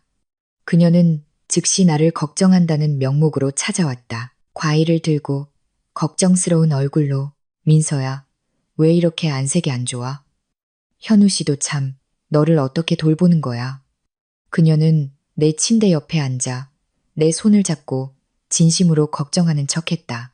나는 그녀의 정교한 화장과 눈뒤에 감추지 못하는 흥분을 보며 속이 메스꺼웠지만 얼굴에는 의지하면서도 혼란스러운 표정을 지었다. 수진아, 나도 모르겠어. 그냥 온몸에 힘이 없고 어지러워. 가끔은 누가 나를 해치려는 것 같다는 생각도 들어. 내가 너무 예민한가? 수진의 눈빛이 미세하게 변했다. 그녀는 즉시 더욱 다정한 얼굴로 바꾸었다. 바보 같은 민서. 너 그냥 스트레스가 너무 심해서 그래. 쓸데없는 생각하지 마. 현우 씨가 널 얼마나 사랑하는데 누가 널 해치겠어? 하지만 그녀는 화제를 돌려 목소리를 낮췄다. 근데 내 상태가 확실히 걱정되긴 하네. 혹시 내가 아는 신경과 전문의 중에 정말 권위 있는 분이 계시는데 내가 그분께 데려가 줄까? 검사 한번 받아보면 안심도 되고. 왔구나. 다음 단계는 나를 병원으로 데려가서 소위 권위 있는 진단을 받아내는 것이었다. 나는 망설이는 척했다. 병원? 나 좀 무서운데. 그리고 그렇게 심각한 건 아니잖아. 내 말 들어. 검사 한번 받아보는 게 너한테 좋아. 만약 진짜 무슨 작은 문제라도 있으면 일찍 발견해서 일찍 치료해야지. 수지는 부드럽지만 거절할 수 없는 어조로 설득했다. 그럼 며칠 뒤에 좀 괜찮아지면 그때 말할게. 나는 마지못해 동의하며 시간을 벌었다. 수지는 만족스럽게 돌아갔다. 나는 그녀와 현우가 병원에 가는 단계를 서두를 것이라는 것을 알았다. 한편 사설탐정에게서 새로운 중요 정보가 들어왔다. 그는 현우와 수진이 한 고급 레스토랑의 개인실에서 다소 거친 분위기의 중년 남성과 비밀리에 만나는 장면을 찍었다고 했다. 탐정은 그 남자의 선명한 정면 사진을 찍는데 성공했다. 진우 오빠는 그 사진을 가지고 꽤 많은 인맥을 동원해 조사했다. 돌아온 소식은 우리를 경악하게 했다. 그 남자는 별명이 흑정갈로 이 지역에서 꽤 세력이 있는 사채업자, 실제로는 폭력 조직 성향을 띤 중간 보스였다. 주로 드러낼 수 없는 채무나 분쟁을 처리하는 인물이었다. 현우가 어떻게 그와 얽히게 된 걸까? 더 깊이 조사하자 더 놀라운 사실이 드러났다. 현우 자신의 회사는 이미 경영부실과 그의 해외 도박으로 인해 빚더미에 앉아 있었다. 그가 나를 추구할 때 보여주었던 젊고 유능한 사업가, 전망 밝은 회사는 완전히 껍데기뿐이었다. 그가 나와 결혼한 것은 근본적으로 내 재산으로 그의 빚을 메우기 위해서였다. 심지어 흑정갈에게 고리대금까지 빌려 초기에 그럴듯한 모습을 연출했을 가능성도 있었다. 그리고 수진 역시 흑정갈과 어떤 불분명한 관계가 있는 듯했다. 탐정은 그들이 꽤 친밀해 보이는 장면을 찍었고 그녀가 현우의 내연녀일 뿐만 아니라 그가 이런 어두운 세력과 접촉하는 중간 다리 역할을 했을 가능성이 높았다. 이 발견은 사건의 성격을 더욱 흉악하게 만들었다. 이것은 더 이상 단순한 혼외정사와 재산 편취가 아니었다. 이것은 고리대금과 폭력 조직까지 연루된 문제였다. 이현우와 최수진, 이것은 나를 죽음의 길로, 아니 지옥으로 끌고 가려는 것이었다. 위기감이 정점에 달했다. 나는 그들이 곧 그물을 거둘 것이라는 것을 알았다. 일단 내가 진단을 받고 그 위임장에 서명하거나 그들이 치료를 명목으로 나를 감금하면 저 호시탐탐 노리는 늑대들이 달려들어 나를 뼈까지 발라먹을 것이다. 나는 반격해야 했다. 그리고 반드시 한 방에 끝내야 했다. 그들에게 어떤 반격의 기회도 주어서는 안 되었다. 내가 손에 쥔 모든 증거를 이용해 그들을 일망타진할 방법을 고심하고 있을 때 절호의 기회가 스스로 찾아왔다. 어느 날 저녁 식사 때 현우가 무심코 말을 꺼냈다. 자기야, 다음 주 토요일 저녁에 블루마린테크 프로젝트의 주요 파트너들이랑 나를 항상 잘 챙겨주시는 선배님 몇 분이 모임을 갖기로 했어. 프로젝트 초기 진행이 순조로운 걸 축하하고 겸사겸사 자기 이 사모님을 정식으로 소개하는 자리야. 장소는 강남에 있는 클럽 엘리시안으로 정했어. 거기가 프라이빗하고 격식도 있거든. 자기 며칠 푹 쉬고 그날 예쁘게 하고 나랑 같이 가자. 응? 클럽 엘리시안. 그곳은 이 지역에서 가장 최고급이며 예약하기 어려운 프라이빗 클럽 중 하나였다. 오가는 이들은 모두 부유하거나 권력 있는 사람들이었다. 현우가 그곳에서 축하 파티를 하는 것은 그 파트너들과 선배들에게 자신의 실력 나라는 현금 인출기를 얻은을 과시하고 동시에 아마 그 자리에서 나를 더 구슬려 무언가에 서명하게 하거나 내 상태가 좋지 않아 그가 모든 것을 처리해야 한다는 인상을 굳히려는 속셈일 것이다. 나는 그의 눈에서 번뜩이는 계산과 조급함이 섞인 빛을 보며 마음속은 얼음장처럼 차가웠지만 얼굴에는 힘없지만 의지하는 미소를 지었다. 좋아. 오빠 손님들인데 당연히 가야지. 나 잘 준비할게. 정말 잘 됐네. 그런 명사들이 모이는 그들에게 중요한 의미가 있는 장소에서 그들의 가면을 벗겨버리는 것이야말로 효과가 최고 아닐까? 완벽하고 대담한 반격 계획이 내 머릿속에서 빠르게 형성되었다. 나는 조력자가 필요했고 모든 증거를 엮어야 했으며 아주 멋진 연기가 필요했다. 나는 진우 오빠에게 연락해 내 계획을 모두 털어놓았다. 오빠는 듣고 나서 흥분하면서도 걱정했다. 민서야, 이건 너무 위험해. 만약 현장에서 통제가 안 되면 오빠, 우리에겐 물러설 길이 없어. 나는 냉정하게 말했다. 걔네는 계속 나한테 약을 먹이고 있고 조폭까지 끌어들였어. 더 시간을 끌다가 걔네가 준비를 마치거나 내 병이 더 심해지면 우린 정말 기회가 없어. 엘리시안 같은 곳은 오히려 걔네가 더 조심할 거야. 우리가 모든 것을 폭로하기에 최고의 무대라고. 오빠가 몇 가지 도와줘야 할 일이 있어. 나는 또한 김 부장님과 그 친절한 박 여사님을 다시 비밀리에 만났다. 김 부장님은 내 계획의 일부를 듣고 나서 한참 침묵하다가 말했다. 민서 씨, 호텔 측에서 제가 직접적으로 도울 수 있는 것은 제한적입니다. 하지만 민서 씨 결혼식의 완전한 CCTV 백업 영상과 이현우, 최수진이 오랫동안 저희 호텔에서 미래한 기록은 제가 그 진실성과 완전성을 보장할 수 있습니다. 그리고 필요할 때 호텔 관리자 신분으로 관련 상황 설명을 제출할 수 있습니다. 박 여사님은 필요할 때 증인으로서 녹음기를 주운 경위를 증언해 주시겠다고 했습니다. 하지만 공개적으로 나서고 싶지는 않으시고 변호사의 비공개 증거 수집이나 법정의 비공개 증언 방식은 받아들일 수 있다고 하셨습니다. 그것만으로도 충분합니다. 정말 감사합니다. 나는 진심으로 말했다. 호텔 측의 권위 있는 증명과 청소 아주머니라는 작지만 결정적인 증인은 내 증거 사슬의 중요한 일부가 될 것이다. 마지막으로 나는 진우 오빠가 소개해준 경제 및 형사 복합 사건 전문 베테랑 변호사와 연락했다. 변호사는 내 진술을 자세히 듣고 내가 제공한 일부 증거 녹음, 이체 기록, 약 상자 사진, 호텔 기록 등을 검토한 후 심각한 표정으로 나에게 말했다. 박민서 씨, 처하신 상황이 매우 심각합니다.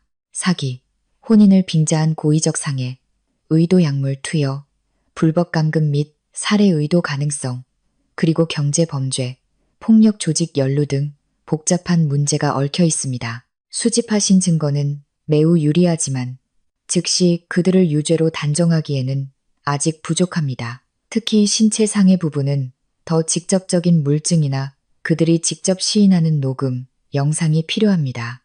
계획하신 공개 폭로는 전략적으로 위험 부담이 있지만 만약 현장에서 결정적인 증거 예를 들어 그들이 다급한 나머지 일부 범행을 시인하거나 경찰의 즉각적인 개입을 유도하는 것을 확보할 수 있다면 사건의 전환점이 될 수 있습니다. 제가 즉시 관련 법률 서류 준비에 착수하겠습니다. 재산보전 신청, 신변보호 명령 초안 등을 포함해서요. 그리고 제 경찰 쪽 친구에게도 미리 귀띔해 두겠습니다. 그날 만약 필요하다면 즉시 대응할 수 있도록요. 변호사의 확답을 듣자 내 계획은 더욱 명확해졌다. 그 후 며칠 동안 나는 계속해서 병약하고 활기를 잃어가는 아내 역할을 했다. 현우는 나에게 더욱 살뜰하게 굴며 안부를 묻고 차와 물을 날라다 주었다. 물론 그 안에는 약이 빠지지 않았다. 동시에 그는 엘리시안 파티가 얼마나 중요한지, 그날 중요한 인물들이 많이 올 것이니 내가 반드시 말을 잘 듣고 협조해야 한다고 은근히 주입하기 시작했다. 심지어 파티 전에 편의를 위해 몇몇 서류에 미리 서명하는 것이 어떻겠냐고 제안하기도 했다. 나는 매번 어지러워서 글씨가 잘 안 보인다고 핑계를 대거나 오빠가 알아서 해주면 되잖아. 나는 오빠 믿어. 라고 애교를 부리며 그를 애타게 만들었다. 하지만 너무 심하게 몰아붙이지는 못했다. 내가 정말로 병세가 악화되어 파티에 참석하지 못할까봐 두려워하는 듯했다. 수진도 더 자주 찾아왔다. 매번 올 때마다 전문가의 조언과 걱정을 가지고 와서 나에게 병원에 가라고 재촉했다. 나는 항상 무섭다며 파티 끝나고 가겠다고 미루었다. 한편 나와 진우 오빠, 변호사는 긴밀하게 준비를 진행했다.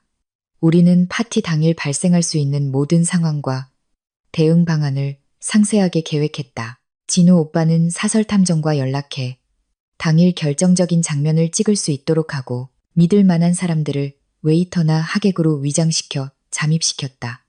엘리시아는 관리가 엄격해서 그가 꽤 애를 먹었다. 만일의 사태에 대비하기 위해서였다. 변호사는 모든 법률 서류의 전자 파일과 종이 서류를 준비하고 경찰 관련 책임자와 비밀 연락 채널을 구축했다. 나는 또한 가장 중요한 일을 했다. 나는 몰래 병원에 가서 전면적인 건강검진, 특히 혈액 및 소변 검사를 받고 의사에게 내가 현재 건강하며 어떤 정신질환 진단도 없다는 증명서를 발급받았다. 동시에 나는 의사에게 집에서 몰래 바꿔치기 한 현우가 준 약, 이든 비타민과 꿀 샘플을 분석해달라고 부탁했다. 초기 검사 결과 그 안에는 금지된 약물 성분이 함유되어 있다는 것이 확인되었다. 이 검사 보고서는 그들에게 날릴 가장 직접적인 철퇴가 될 것이었다. 모든 준비는 끝났다. 이제 바람만 불어주면 되었다. 파티 전날 밤, 현우는 유난히 흥분해 보였다. 그는 나를 안고 미래에 대한 많은 희망을 이야기했다. 말 속에는 프로젝트가 성공하고 어려운 시기가 지나가면 우리가 어떻게 될 것이라는 내용이 가득했다.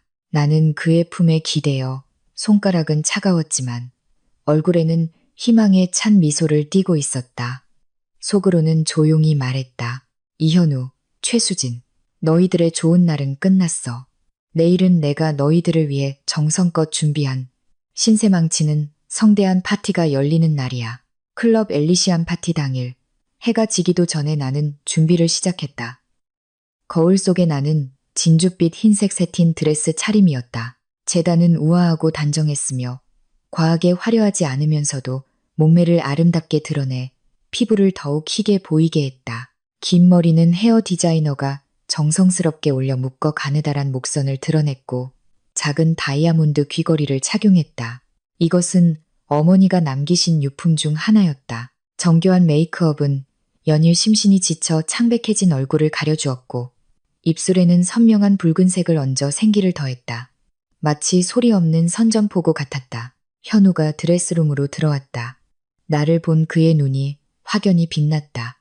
그는 다가와 뒤에서 내 허리를 감싸고 턱을 내 어깨에 기댄 채 거울 속 우리를 바라보았다. 그의 목소리에는 감탄과 함께 쉽사리 감지하기 어려운 더위함이 섞여 있었다. 자기야, 정말 아름다워. 오늘 밤 당신이 이 자리에 가장 빛나는 여주인공일 거야. 나는 그를 밀치고 싶은 충동을 억누르며 거울 속 그를 향해 입꼬리를 올리고 순종적이면서도 약간 힘없는 미소를 지었다. 오빠, 나 좀 긴장돼. 머리도 아직 좀 어지럽고 긴장할 거 없어. 그냥 식사하고 중요한 친구분들과 선배님들 몇 분 뵙는 거야. 당신은 그냥 내 곁에서 미소만 지으면 돼. 그는 내 뺨에 입을 맞추고 내 안색을 자세히 살폈다. 정말 힘들면 우리 일찍 돌아오자. 하지만 오늘 정말 중요해. 프로젝트가 다음 단계 핵심 투자를 받을 수 있을지 오늘 밤에 달렸어. 자기야, 나 응원해 줄 거지? 그렇지. 봐. 또 감정적으로 얽매고 압박을 가하기 시작했다. 응, 최대한 버텨볼게. 나는 눈을 내리깔고 나지막이 말했다. 내 손가락은 무의식적으로 오므라들었다. 드레스의 몸에 꼭 맞는 주머니에는 작고 이미 내 핸드폰 블루투스와 연결된 마이크로 녹음 장치가 숨겨져 있었다.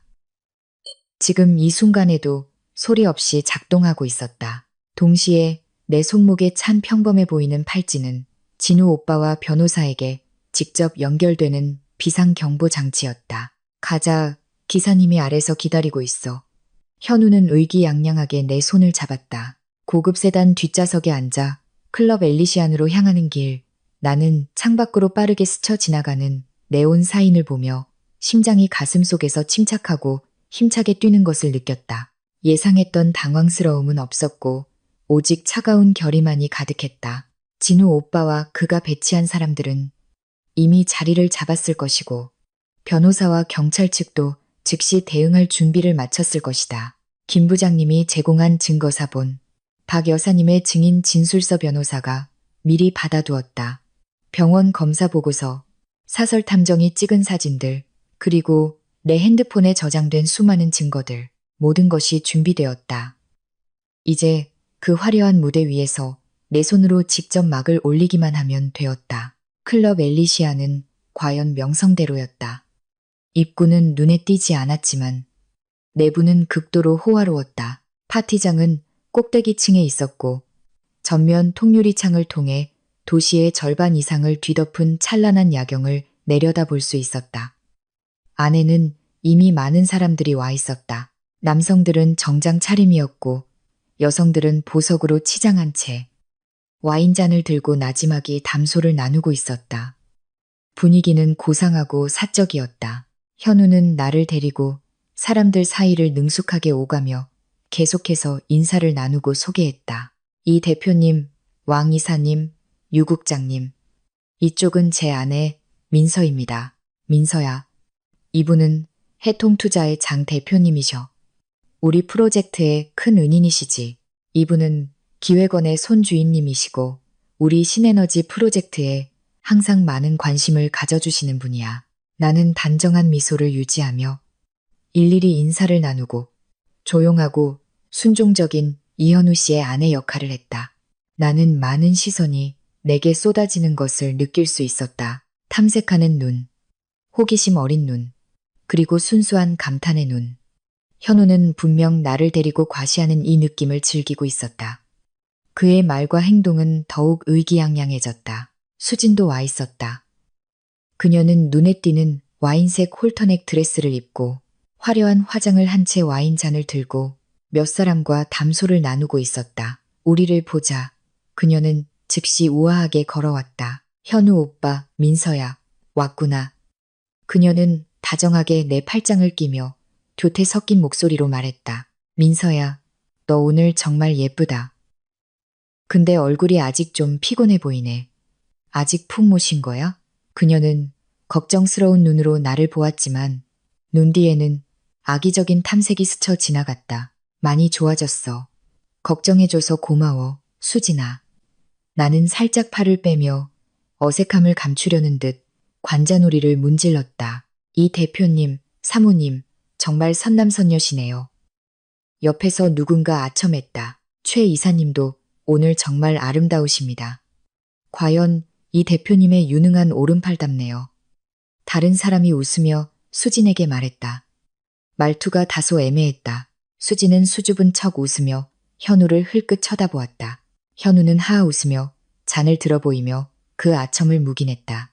내 앞에서 조금의 거리낌도 없이 서로 눈빛을 교환하는 그들을 보며 나는 속으로 차갑게 웃었지만 겉으로는 그저 수줍게 고개를 숙일 뿐이었다. 파티가 중반에 접어들고 분위기가 무르익었을 때 현우는 주최자 중 한 명으로서 무대에 올라 짧은 축사를 했다. 손님들에게 감사를 표하고 프로젝트의 밝은 미래를 전망했다.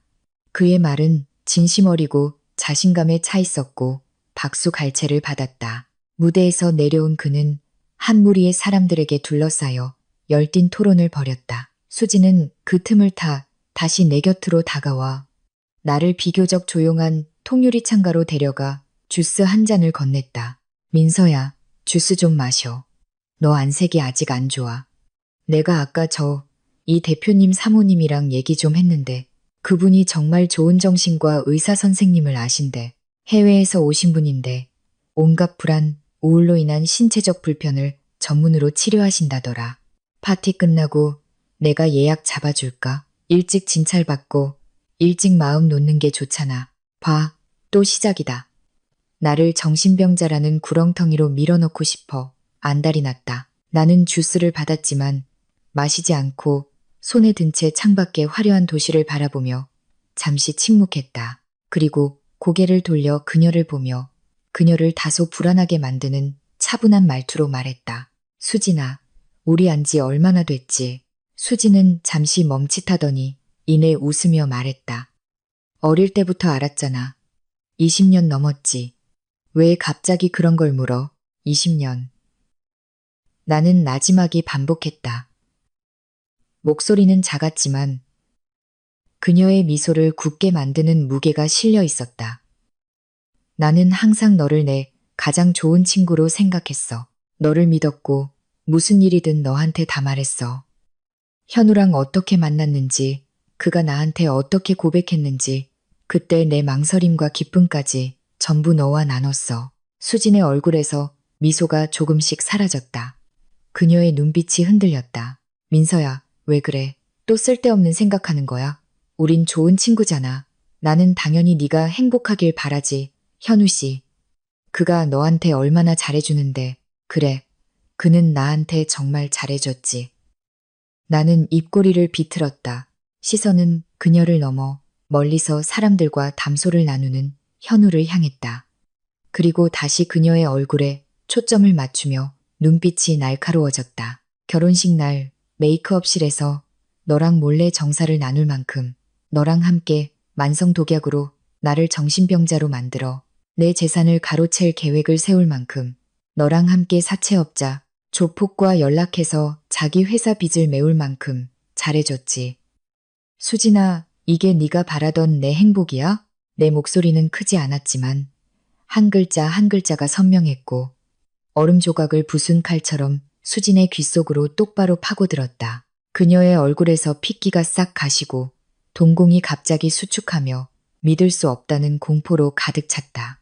손에 든 와인잔을 거의 놓칠 뻔했다. 그녀는 본능적으로 반걸음 물러서며 입술을 떨었다. 민서야, 너 무슨 소리 하는 거야? 너 아파서 헛소리 하는 거지? 누가 너한테 그런 헛소문을. 진우 오빠지? 그 오빠가 계속 우리 사이 이간질했어. 헛소문. 나는 한 걸음 다가가며 여전히 목소리를 낮췄지만 그 말투에 담긴 차가움은 그녀를 떨게 만들었다. 내가 상기시켜줄까? 결혼식 다음 날 오후 3시 20분 메이크업실 안쪽 너랑 현우가 한 모든 말들. 두 종류의 약에 대해서 나를 어떻게 자연스럽게 병들게 할지, 어떻게 후견인 자격을 얻을지, 내 미래를 어떻게 처리할지에 대해서 내가 여기서 핸드폰으로 다들 들을 수 있게 틀어줄까? 수지는 완전히 굳어버렸다. 마치 순식간에 영혼이 빠져나간 인형처럼 커진 눈에는 끝없는 공포만이 남아있었다. 그녀는 갑자기 정신을 차리고 내 핸드폰을 뺏으려고 손을 뻗으며 날카롭게 소리쳤다. 너 녹음했어? 너 감히 엿들었어? 핸드폰 내놔. 나는 가볍게 그녀의 손을 피하며 차갑게 그녀를 쳐다보았다. 엿들었다고. 그 녹음기 너희들이 직접 소파 틈에 흘린 거 아니었어? 아, 참. 그랜드 신라 호텔의 그 친절한 청소부 박 여사님께도 감사해야겠네. 녹음기와 박 여사님이라는 말을 듣자 수진의 얼굴에서 마지막 희망마저 무너졌다. 그녀는 확 고개를 들고 나를 사납게 노려보았다. 그 눈빛에 담긴 원망과 도끼는 거의 흘러넘칠 지경이었다. 평소에 다정한 친구 모습은 온데간데 없었다. 너 이미 알고 있었구나. 너 연기한 거였어. 박민서, 내가 널 정말 얕봤네. 너희들의 명연기에는 비할 바가 못 되지. 나는 비웃으며 손에 든 주스를 흔들었다. 이 자네는 또 무슨 좋은 걸 탔어? 저번에 네가 꿀물에 섞으라고 제안했던 거랑 같은 종류인가? 수지는 숨이 가빠지고 가슴이 격렬하게 오르내렸다. 감정이 이미 통제 불능 직전에 이른 것이 분명했다. 그녀는 갑자기 목소리를 높여 울먹이며 외쳤다. 민서야, 너 대체 왜 그래? 너 또 환각 보는 거지? 내가 너 병이 심하다고 했잖아. 현우 오빠, 빨리 와봐. 민서가 이상해. 지금 헛소리하고 있어. 그녀의 외침에 주위의 많은 사람들이 주목하기 시작했다. 대화 소리가 잦아들고 많은 시선이 호기심 어린 눈으로 우리 쪽을 향했다. 현우도 들었다. 그는 미간을 찌푸리고 옆 사람에게 무언가 말한 뒤 빠른 걸음으로 다가왔다. 그의 얼굴에는 적절한 걱정과 의아함이 서려 있었다. 왜 그래? 수진아, 민서야, 너 왜 그래? 어디 안 좋아? 그가 나를 부축하려고 하자 나는 한 걸음 물러서며 그의 손을 피했다. 동시에 우리 세 사람만 들을 수 있는 목소리로 선명하게 말했다. 이현우, 연기 그만해. CCTV 영상, 호텔 투숙 기록, 녹음기, 약물 검사 보고서, 그리고 네가 흑정갈이랑 만나는 사진까지. 나 전부 다 가지고 있어. 너희들의 좋은 연극은 이제 막을 내릴 시간이야. 현우의 발걸음이 확 멈췄다. 그의 얼굴에서 걱정스러운 표정이 순식간에 얼어붙었다. 그리고 깨진 가면처럼 벗겨져 나가며 그 밑에 믿을 수 없다는 충격과 약간의 당황스러움이 드러났다. 하지만 그는 수진보다 침착했다. 그의 눈빛은 재빨리 주위에서 쏟아지는 호기심 어린 시선들을 훑었다. 목소리를 낮추고 위협적인 어조로 말했다. 민서야, 여기가 어떤 자리인 줄 알아? 미친 짓 하지 마. 무슨 일이든 집에 가서 얘기해. 집에 가서? 나는 웃었다. 이번에는 목소리를 조금 높여 근처 사람들이 들을 수 있게 했다. 어떤 집에 가서? 네가 나를 정신병자로 만들어 가두려는 그 집, 아니면 너랑 최수진이 이미 꾸며놓은 사랑의 보금자리로. 주위에서 헉하는 소리와 웅성거리는 소리가 들렸다. 원래 떠들썩했던 파티장은 우리 세 사람을 중심으로 순식간에 조용해졌다. 모든 사람이 엄청난 일이 벌어졌다는 것을 깨달았다. 현우의 얼굴이 극도로 굳어졌다. 그는 한 걸음 다가와 내 손목을 잡으려 했다. 억눌린 분노가 섞인 목소리로 민서야, 그만해. 너 요즘 감정 기복 심한 거 알아. 무슨 오해가 있든 우리끼리 해결해. 여기서 망신당하지 말고. 오해? 나는 그의 손을 세게 뿌리치고 핸드백에서 내 핸드폰을 꺼내 높이 들어 올렸다. 동시에 목소리를 높였다. 내 목소리는 선명하고 안정적으로 갑자기 조용해진 파티장의 대부분에 울려 퍼졌다. 여러분, 즐거운 시간을 방해해서 정말 죄송합니다. 하지만 오늘 이 자리에서 저는 하나의 사기극을 폭로해야만 합니다. 제 남편 이현우와 제 가장 친한 친구 최수진이 최소 1년 이상 치밀하게 계획한 저 개인을 상대로 한 재산 갈취 및 살인 미수 사기극을 말입니다. 장례는 술렁였다. 모든 사람의 시선이 충격, 호기심, 그리고 믿을 수 없다는 표정으로 내게 집중되었다. 현우의 눈이 찢어질 듯 했다. 그는 날카롭게 외쳤다. 민서야, 너 미쳤어. 핸드폰 내려놔. 경비원 어딨어? 수진도 비명을 질렀다. 쟤 미쳤어. 쟤 진짜 정신병자라고. 빨리 쟤 좀 데려가. 하지만 클럽 엘리시안의 경비원들은 반응이 느린 듯했고 진우 오빠가 웨이터로 위장시켜 놓은 사람들은 조용히 이쪽으로 오는 길을 막아섰다. 나는 그들의 아우성을 무시하고 핸드폰을 조작해 첫 번째 오디오 파일을 재생했다. 바로 결혼식 날 메이크업실에서 그들이 약물 투여를 상의하던 그 녹음 파일이었다. 약은 준비됐어. 두 종류야. 하나는 효과가 빠른 거, 다른 하나는 만성적인 거야. 걔가 어느 정도 병들면 내가 남편으로서 법정 후견인 신청을 할 거야. 현우의 냉혹한 목소리와 수진의 음흉한 목소리가 핸드폰 스피커를 통해 호화롭게 장식되었지만 지금은 숨소리조차 들리지 않는 파티장의 우비 선명하게 울려 퍼졌다. 세상에, 이게 뭐야? 약을 먹인다고 후견인, 재산을 노리고 사람을 해치려 하다니. 너무 끔찍하다. 경악과 웅성거림이 폭발적으로 터져나왔다. 모든 사람이 이 노골적이고 악랄한 대화에 경악했다. 현우와 수진을 보던 시선은 순식간에 이전의 감탄과 아첨에서 극도의 충격, 경멸, 그리고 공포로 바뀌었다. 현우와 수진의 얼굴은 사람들의 시선과 녹음 파일의 공개 처형 아래 완전히 핏기를 잃고 종이처럼 창백해졌다.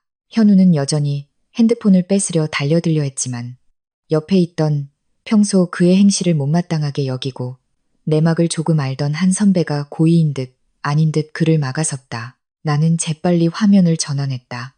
핸드폰은 파티장의 예비 대형 스크린 프로젝터와 연결되었다. 이것은 진우 오빠가 미리 내부 직원을 매수해 설치해 둔 것이었다. 순식간에 한 장 한 장의 사진, 한 건 한 건의 서류 캡처본이 모든 사람 앞에 선명하게 나타났다. 그랜드 신라 호텔의 다른 날짜 투숙기로 캡처. 현우와 수진이 포옹하며 방으로 들어가는 뒷모습. 사설 탐정이 찍은 차 안 키스, 카페 밀담 사진, 현수 캐피탈 명함 클로즈업. 최수진의 투자 총괄 이사 직함. 현우 회사가 최수진 어머니 계좌로 이체한 기록. 내가 현우 서재에서 몰래 찍은 위임장 초안과 문제의 프로젝트 추가 계약서. 병원에서 발급받은 내 일상용품에서 금지된 약물이 검출되었다는 검사 보고서. 그리고 흑정갈과 현우, 수진이 레스토랑에서 만나는 선명한 사진과 진우 오빠가 조사한 흑정갈의 배경에 대한 간략한 설명까지. 모든 사진은 마치 강력한 뺨따귀처럼 현우와 수진의 얼굴을, 그리고 방금 전까지 그들을 칭찬하던 파트너들과 선배들의 얼굴을 세게 후려쳤다. 현장은 완전히 난장판이 되었다. 경악, 욕설, 질책의 소리가 끊이지 않았다. 이현우, 이게 대체 어떻게 된 일이야? 최수진, 네가 이런 인간이었어. 저 흑정갈은 사채업자잖아. 이현우, 네가 감히 저런 인간이랑 얽혀. 우리 투자는 어떻게 되는 거야? 이현우, 똑바로 말해.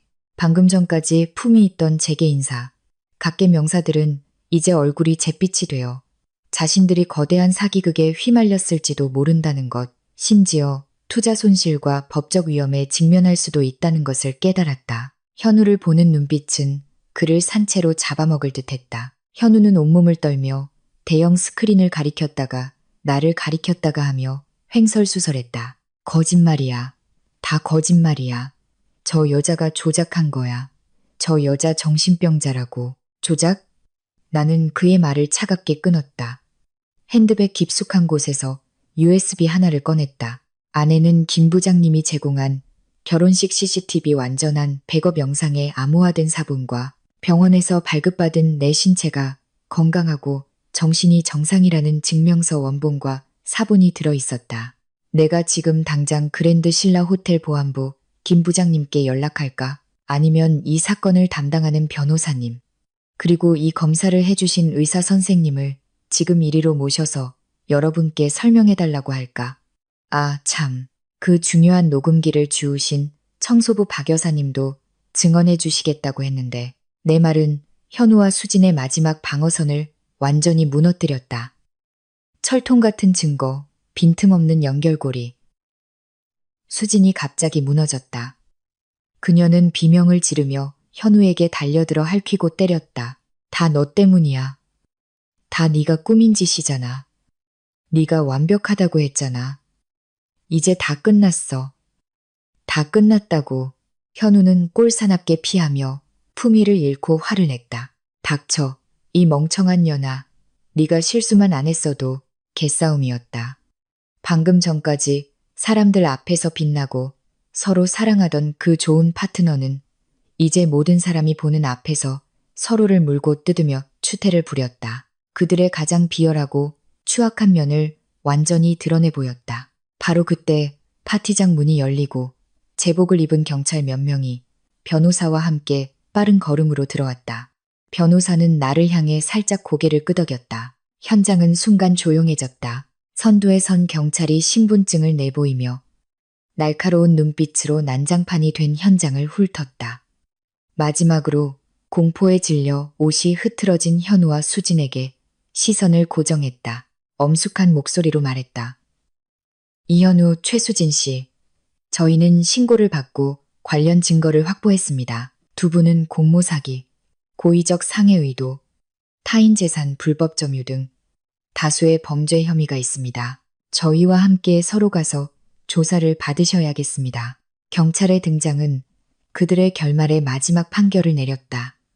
현우는 얼굴이 잿빛이 되어 다리에 힘이 풀려 주저앉을 뻔했다. 수지는 절망적인 울음을 터뜨리며 여경에게 제압당했다. 수많은 경멸과 분노, 쓰레기를 보는 듯한 시선 속에서 그들이 그토록 들어가고 싶어 했던 상류층의 철저한 외면 속에서 이현우와 최수진은 수갑을 찬 채 경찰에게 끌려나갔다. 그들이 한때 성공의 발판으로 삼으려 했던 이 클럽 엘리시안에서 정성껏 준비한 축하 파티는 그들의 공개 심판대이자 사회적으로 매장당하는 처형장이 되고 말았다. 나는 그들이 끌려가는 방향을 뒷모습이 문 밖으로 사라질 때까지 지켜보았다. 곧게 펴고 있던 등이 그제야 아주 조금 힘이 풀렸다. 파티장은 여전히 혼란스러웠다. 많은 사람들이 다가와 어떤 이는 이전에 현우와 협력했던 것에 대해 사과했고 어떤 이는 나를 위로했으며 어떤 이는 서둘러 관계를 끊고 자신의 투자 상황을 묻고 싶어 했다. 나는 심호흡을 하고 마음속에서 요동치는 온갖 감정을 억누르며 아까 현우를 막아섰던 그 선배그는 지금 죄책감과 두려움에 찬 얼굴이었다. 와, 비교적 올곧아 보이는 몇몇 손님들을 향해 살짝 고개를 숙였다. 선명하지만 다소 피곤한 목소리로 말했다. 여러분, 오늘 이런 일이 생겨서 즐거운 시간을 방해한 점 정말 죄송합니다. 이현우가 관련된 경제 문제와 여러분께 끼쳤을지 모를 손실에 대해서는 제 변호사가 경찰 및 관련 부서의 조사에 전적으로 협력할 것입니다. 그리고 최대한 정리하는 데 도움을 드릴 겁니다. 저 역시 피해자로서 후속 처리를 위해 시간이 좀 필요합니다. 먼저 실례하겠습니다. 나는 더 이상 아무도 쳐다보지 않고 뒤에서 쏟아지는 수군거림도 무시한 채 진우 오빠가 배치한 사람들의 호의를 받으며 꼿꼿이 등을 펴고 한 걸음 한 걸음 안정적으로 걸어 나갔다. 방금 전까지 숨막히는 전쟁을 치렀고 지금도 화약 냄새와 충격이 가시지 않은 이 화려한 전쟁터를 밤바람이 서늘하게 얼굴을 스쳤다. 기다리고 있던 차에 앉아서야 나는 비로소 모든 단단한 껍질을 벗어던지고 의자에 기대어 눈을 감을 수 있었다. 공개적인 망신 주기는 끝났다. 하지만 나는 알았다. 법의 심판, 재산 정리, 그리고 마음 깊은 곳에 뚫린 철저히 배신당하고 상처받은 구멍. 모든 것이 이제 막 시작되었다는 것을. 하지만 적어도 오늘 밤 나는 첫 번째 그리고 가장 중요한 전투에서 이겼다. 이현우와 최수진. 그들의 죗값은 이제 피비린내. 나는 서막을 올렸다. 그리고 나는 살아남았고 내 인생의 주도권을 되찾았다. 클럽 엘리시안에서 그 떠들썩한 파티를 치르고 돌아온 후 나는 크게 알았다. 몸이 아픈 것이 아니라 마음이 아팠다. 몇 달간 팽팽하게 당겨져 있던 긴장의 끈이 갑자기 풀리고 나를 지탱해주던 증오와 의지력이 현우와 수진이 수갑을 차고 끌려가는 것을 직접 본 후 모든 위장을 벗겨낸 후에 마치 그들과 함께 뽑혀나간 것 같았다. 나는 깊은 피로감과 텅 빈 마비 상태에 빠졌다. 며칠 동안 집에만 틀어박혀 사람을 만나고 싶지도 말을 하고 싶지도 않았다. 밥을 먹고 물을 마시는 것조차 기계적으로 행할 뿐이었다. 진우 오빠와 가족들이 번갈아 와서 나를 지켜주고 죽을 끓여주고 말없이 곁에 앉아주었다. 나는 그들이 나를 걱정하고 내가 무너질까봐 두려워한다는 것을 알았다. 변호사에게서도 전화가 왔다. 사건의 초기 진행 상황을 알려주었다. 현우와 수지는 구속된 후 처음에는 변명하려 했지만 경찰이 제시한 일련의 증거들, 특히 호텔 김 부장님이 제공한 완전한 CCTV 영상, 박 여사님의 증언, 그리고 그들의 집에서 수색된 남은 약물과 미처 폐기하지 못한 몇몇 위조 서류들 앞에서 심리적 방어선이 서서히 무너져 이제는 서로에게 책임을 떠넘기며 상대가 주범이라고 지목하기 시작했다고 했다. 이 소식을 들으며 나는 예상했던 통쾌함을 느끼지 못했다. 오직 무거운 구사일생으로 살아남은 듯한 허탈감뿐이었다. 그 배신과 계산의 장면들은 여전히 깊은 밤이면 머릿속에 침입해 심계항진과 둔한 통증을 가져왔다. 하지만 나는 울지 않았다. 눈물은 클럽 엘리시안 그날 밤에 이미 다 마른 것 같았다. 나는 이렇게 계속 있을 수 없다는 것을 알았다. 나를 걱정하는 모든 사람들을 위해서, 그리고 더더욱 나 자신을 위해서 삶은 계속되어야 했다. 그리고 나는 이전보다 더 잘 살아야만 이 죽음의 문턱에서 살아 돌아온 나 자신에게 떳떳할 수 있었다. 나는 억지로 몸을 일으켜 밖으로 나갔다. 먼저 정신과 의사를 찾아갔다. 의사는 내가 전형적인 외상 후 스트레스 장애를 겪고 있으며 시간과 전문적인 상담이 필요하다고 말했다. 나는 적극적으로 치료에 협조했고 마음을 안정시킬 수 있는 일들을 시도하기 시작했다. 꽃꽂이, 요가 또는 그냥 공원을 목적 없이 걸으며 햇볕과 바람을 느끼는 것 같은 서서히 그 숨 막힐 듯한 무거움이 한꺼풀씩 벗겨지기 시작했다. 동시에 현실적인 청산도 법의 테두리 안에서 차근차근 진행되었다. 현우와 수진이 연루된 혐의는 적지 않았다. 사기 혼인을 빙자한 재산, 편취, 고의적 상해, 의도 장기간 불명의 약물 투여. 비록 심각한 기질적 손상은 없었지만 범죄 구성, 문서 위조, 불법 점유 미수, 게다가 그들이 흑정갈 일당과 맺은 경제적 관계는 불법 자금 모집 및 세탁 혐의까지 연루될 수 있었다.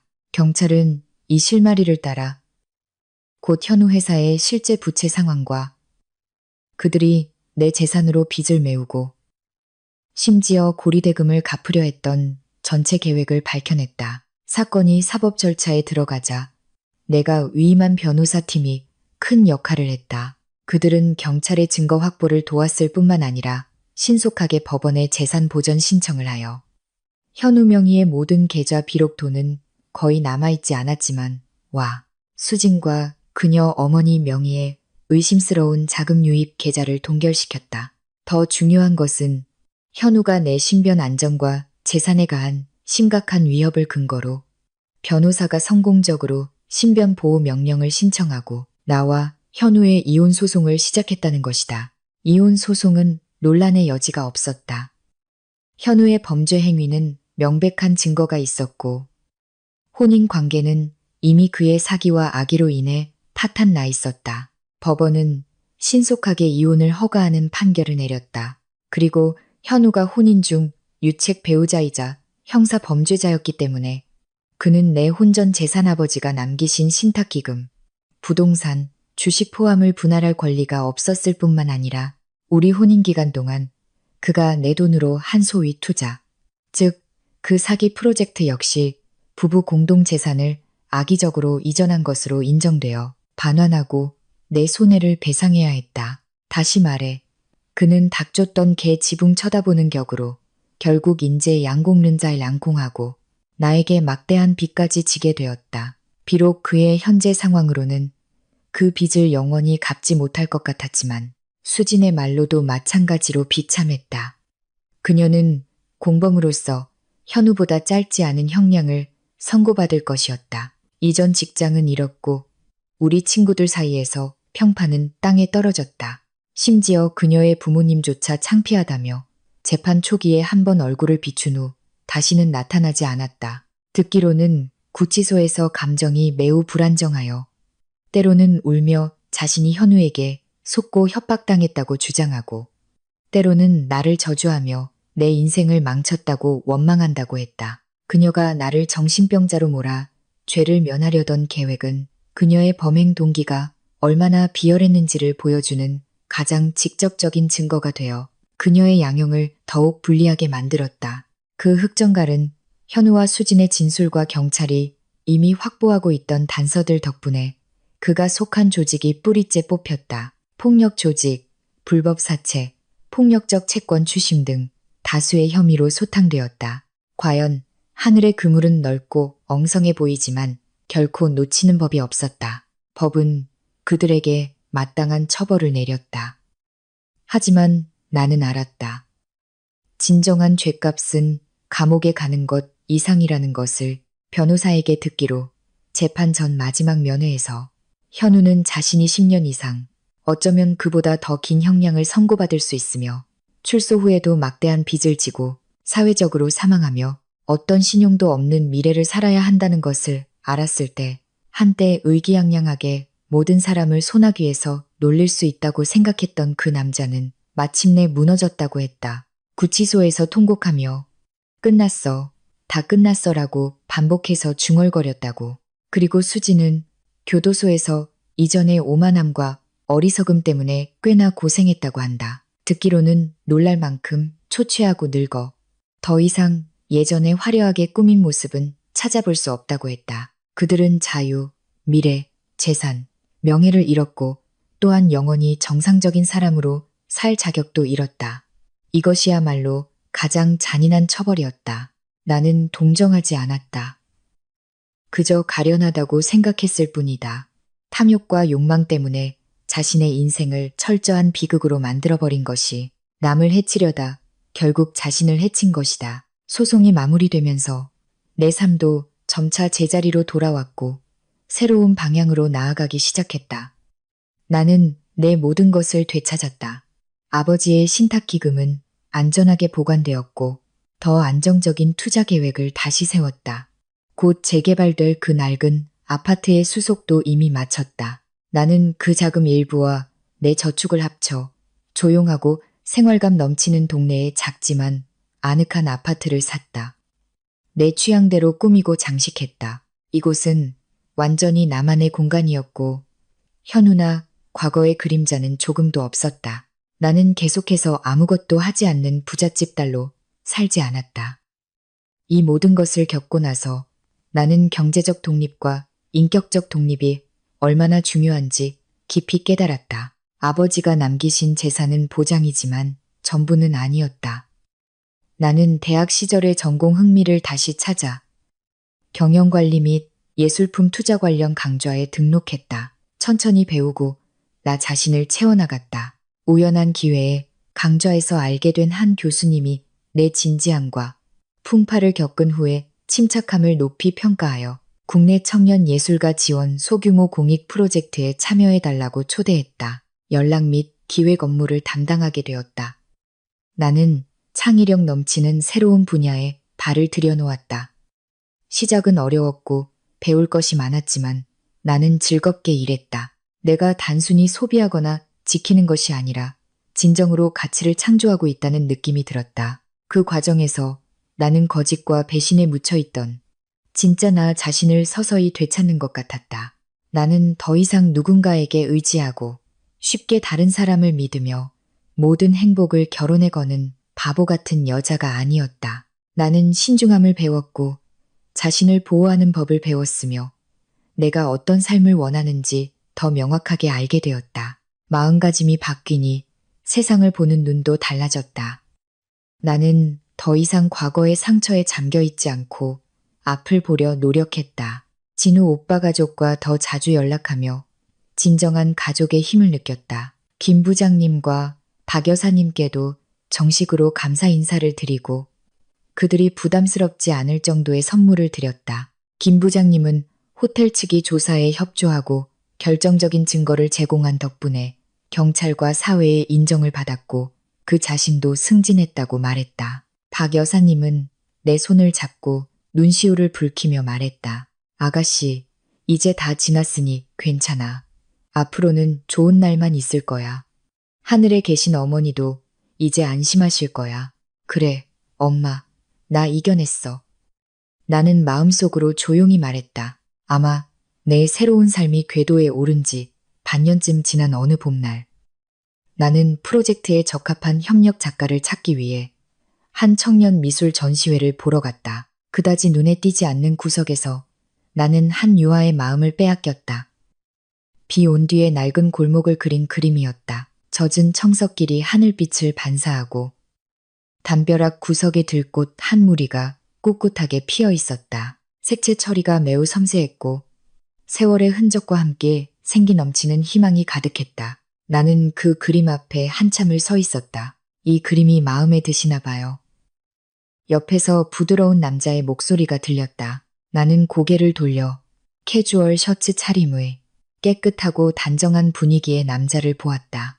30대 초반쯤으로 보였고 나를 보며 미소 짓고 있었다. 눈빛이 맑았다. 네, 아주 인상적이네요. 특히 빛의 처리와 이 낡음과 새로움이 교차하는 느낌이요. 나는 고개를 끄덕이며 내 감상을 말했다. 그는 내가 요점을 짚어 말하는 것에 다소 놀란 듯했고 이 그림의 창작 배경과 기법에 대해 이야기하기 시작했다. 대화 중에 나는 그가 한지훈이라는 것을 알게 되었다. 바로 이 전시회의 큐레이터 중 한 명이었고 미대를 졸업했으며 현재는 큐레이터 일을 하면서 대학에서 강의도 하고 있었다. 그는 내가 하고 있는 공익 프로젝트에 큰 관심을 보였고 우리는 나중에 교류하고 협력하자며 연락처를 교환했다. 그 후 우리는 실제로 예술과 프로젝트 일로 가끔 연락을 했다. 주로 이메일이나 카카오톡으로 전문적인 문제를 논의하거나 좋은 전시 정보를 공유했다. 지훈 씨는 항상 요점 있게 말하고 온화하고 예의 바르며 선을 넘지 않아 아주 편안한 느낌을 주었다. 얼마 후 내가 하던 공익 프로젝트에서 작은 성과 전시회를 열 준비를 하게 되었다. 장소와 전문가의 조언이 필요했다. 나는 지훈 씨에게 연락해 보았다. 그는 아주 흔쾌히 도와주겠다고 했다. 실용적인 조언을 많이 해주었을 뿐만 아니라 직접 전시 준비 현장에 와서 조명과 동선을 조정하는 것을 도와주었다. 전문적이고 참을성 있었다. 전시 준비가 끝난 날 다 함께 간단한 저녁 식사를 했다. 식사 후 지훈 씨가 나를 집까지 바래다 주었다. 아파트 건물 아래 도착해서 나는 그에게 감사 인사를 했다. 별 말씀을요. 도울 수 있어서 저도 기뻤습니다. 지훈 씨는 가로등 아래 서 있었다. 어스름한 불빛이 그의 윤곽을 부드럽게 만들었다. 그는 나를 보며 갑자기 아주 진지하게 말했다. 민서 씨, 사실 제가 예전에 몇몇 자리에서 민서 씨에 대한 이야기를 어렴풋이 들은 적이 있습니다. 저는 민서 씨가 정말 존경스럽습니다. 그 모든 것을 이겨내고 또 이렇게 긍정적으로 다른 사람들을 도우며 자신이 좋아하는 일을 하는 모습이요. 나는 잠시 멈칫했다. 그가 이 이야기를 꺼낼 줄은 몰랐다. 하지만 그의 눈에서 나는 연민이나 호기심이 아닌 진심 어린 존중과 감탄을 보았다. 다 지난 일이에요. 나는 후련하게 웃었다. 사람은 앞으로 나아가야죠. 네, 맞아요. 그도 웃었다. 그리고 내게 작고 정교한 종이봉투를 건넸다. 이거 선물이에요. 비싼 건 아니고 예전에 스케치하러 갔다가 낡은 화집 한 권을 발견했는데 아주 특별해 보여서요. 민서 씨도 좋아할 것 같아서요. 나는 그것을 받았다. 마음속에 따뜻한 기운이 솟아올랐다. 선물 때문이 아니라 이 적절하고 어떤 불순물도 섞이지 않은 선의와 이해심 때문이었다. 고마워요. 기대되네요. 내가 말했다. 그는 더 이상 말을 하지 않고 그저 온화하게 안녕히 주무세요라고 인사했다. 내가 건물 안으로 들어가는 것을 보고 나서야 몸을 돌려 떠났다. 나는 내 작은 아파트로 돌아와 그 오래된 화집을 펼쳤다. 안에는 지난 세기의 몇몇 유럽 작은 마을의 풍경 판화가 들어있었다. 조용하고 아득했다.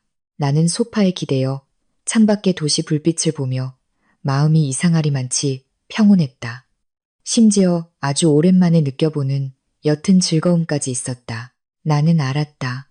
나와 지훈 씨의 이야기는 이제 막 시작되었을지도 모르고 어쩌면 그저 마음이 맞는 친구일지도 모른다. 하지만 어쨌든 이것은 새롭고 건강하며 마음을 놓게 하는 관계였다. 나는 더 이상 무언가를 붙잡아 나를 증명하려 애쓰지 않았고 신뢰를 주는 것을 두려워하지 않았다. 나는 독립적이고 완전한 자아를 갖게 되었고 어떤 사람이든 어떤 관계든 담담하게 마주할 수 있게 되었다. 밤이 깊어졌다. 나는 화집을 덮었다. 침대 협탁 위에는 오래전 나와 부모님의 가족 사진이 놓여 있었다. 나는 액자를 가만히 쓰다듬었다. 아빠, 엄마, 나 잘 지내요. 정말로요. 그 예전의 상처와 배신은 나를 무너뜨리지 못했다. 오히려 나를 더 강하고 더 현명하며 더 소중함을 아는 사람으로 변화시켰다. 나는 내 것을 되찾았고 내가 진정으로 가고 싶은 길도 찾았다. 미래에 또 어떤 풍파가 있을지 모르지만 나는 이제 두렵지 않다. 이현우와 최수진에 관해서는 그들은 그들만의 인과응보의 감옥에 갇혀 있을 것이다. 그리고 나의 세계는 이미 구름이 걷히고 새로운 해가 떠올랐다. 선은 선으로, 악은 악으로 돌아온다. 오지 않는 것이 아니라 때가 이르지 않았을 뿐이다. 나의 때는 새로운 시작이었고 해방이었으며 과거의 모든 무거운 짐을 내려놓은 후에 가벼운 전진이었다. 내일은 미술 전시회가 정식으로 개막하는 날이다. 햇살은 분명 아주 좋을 것이다.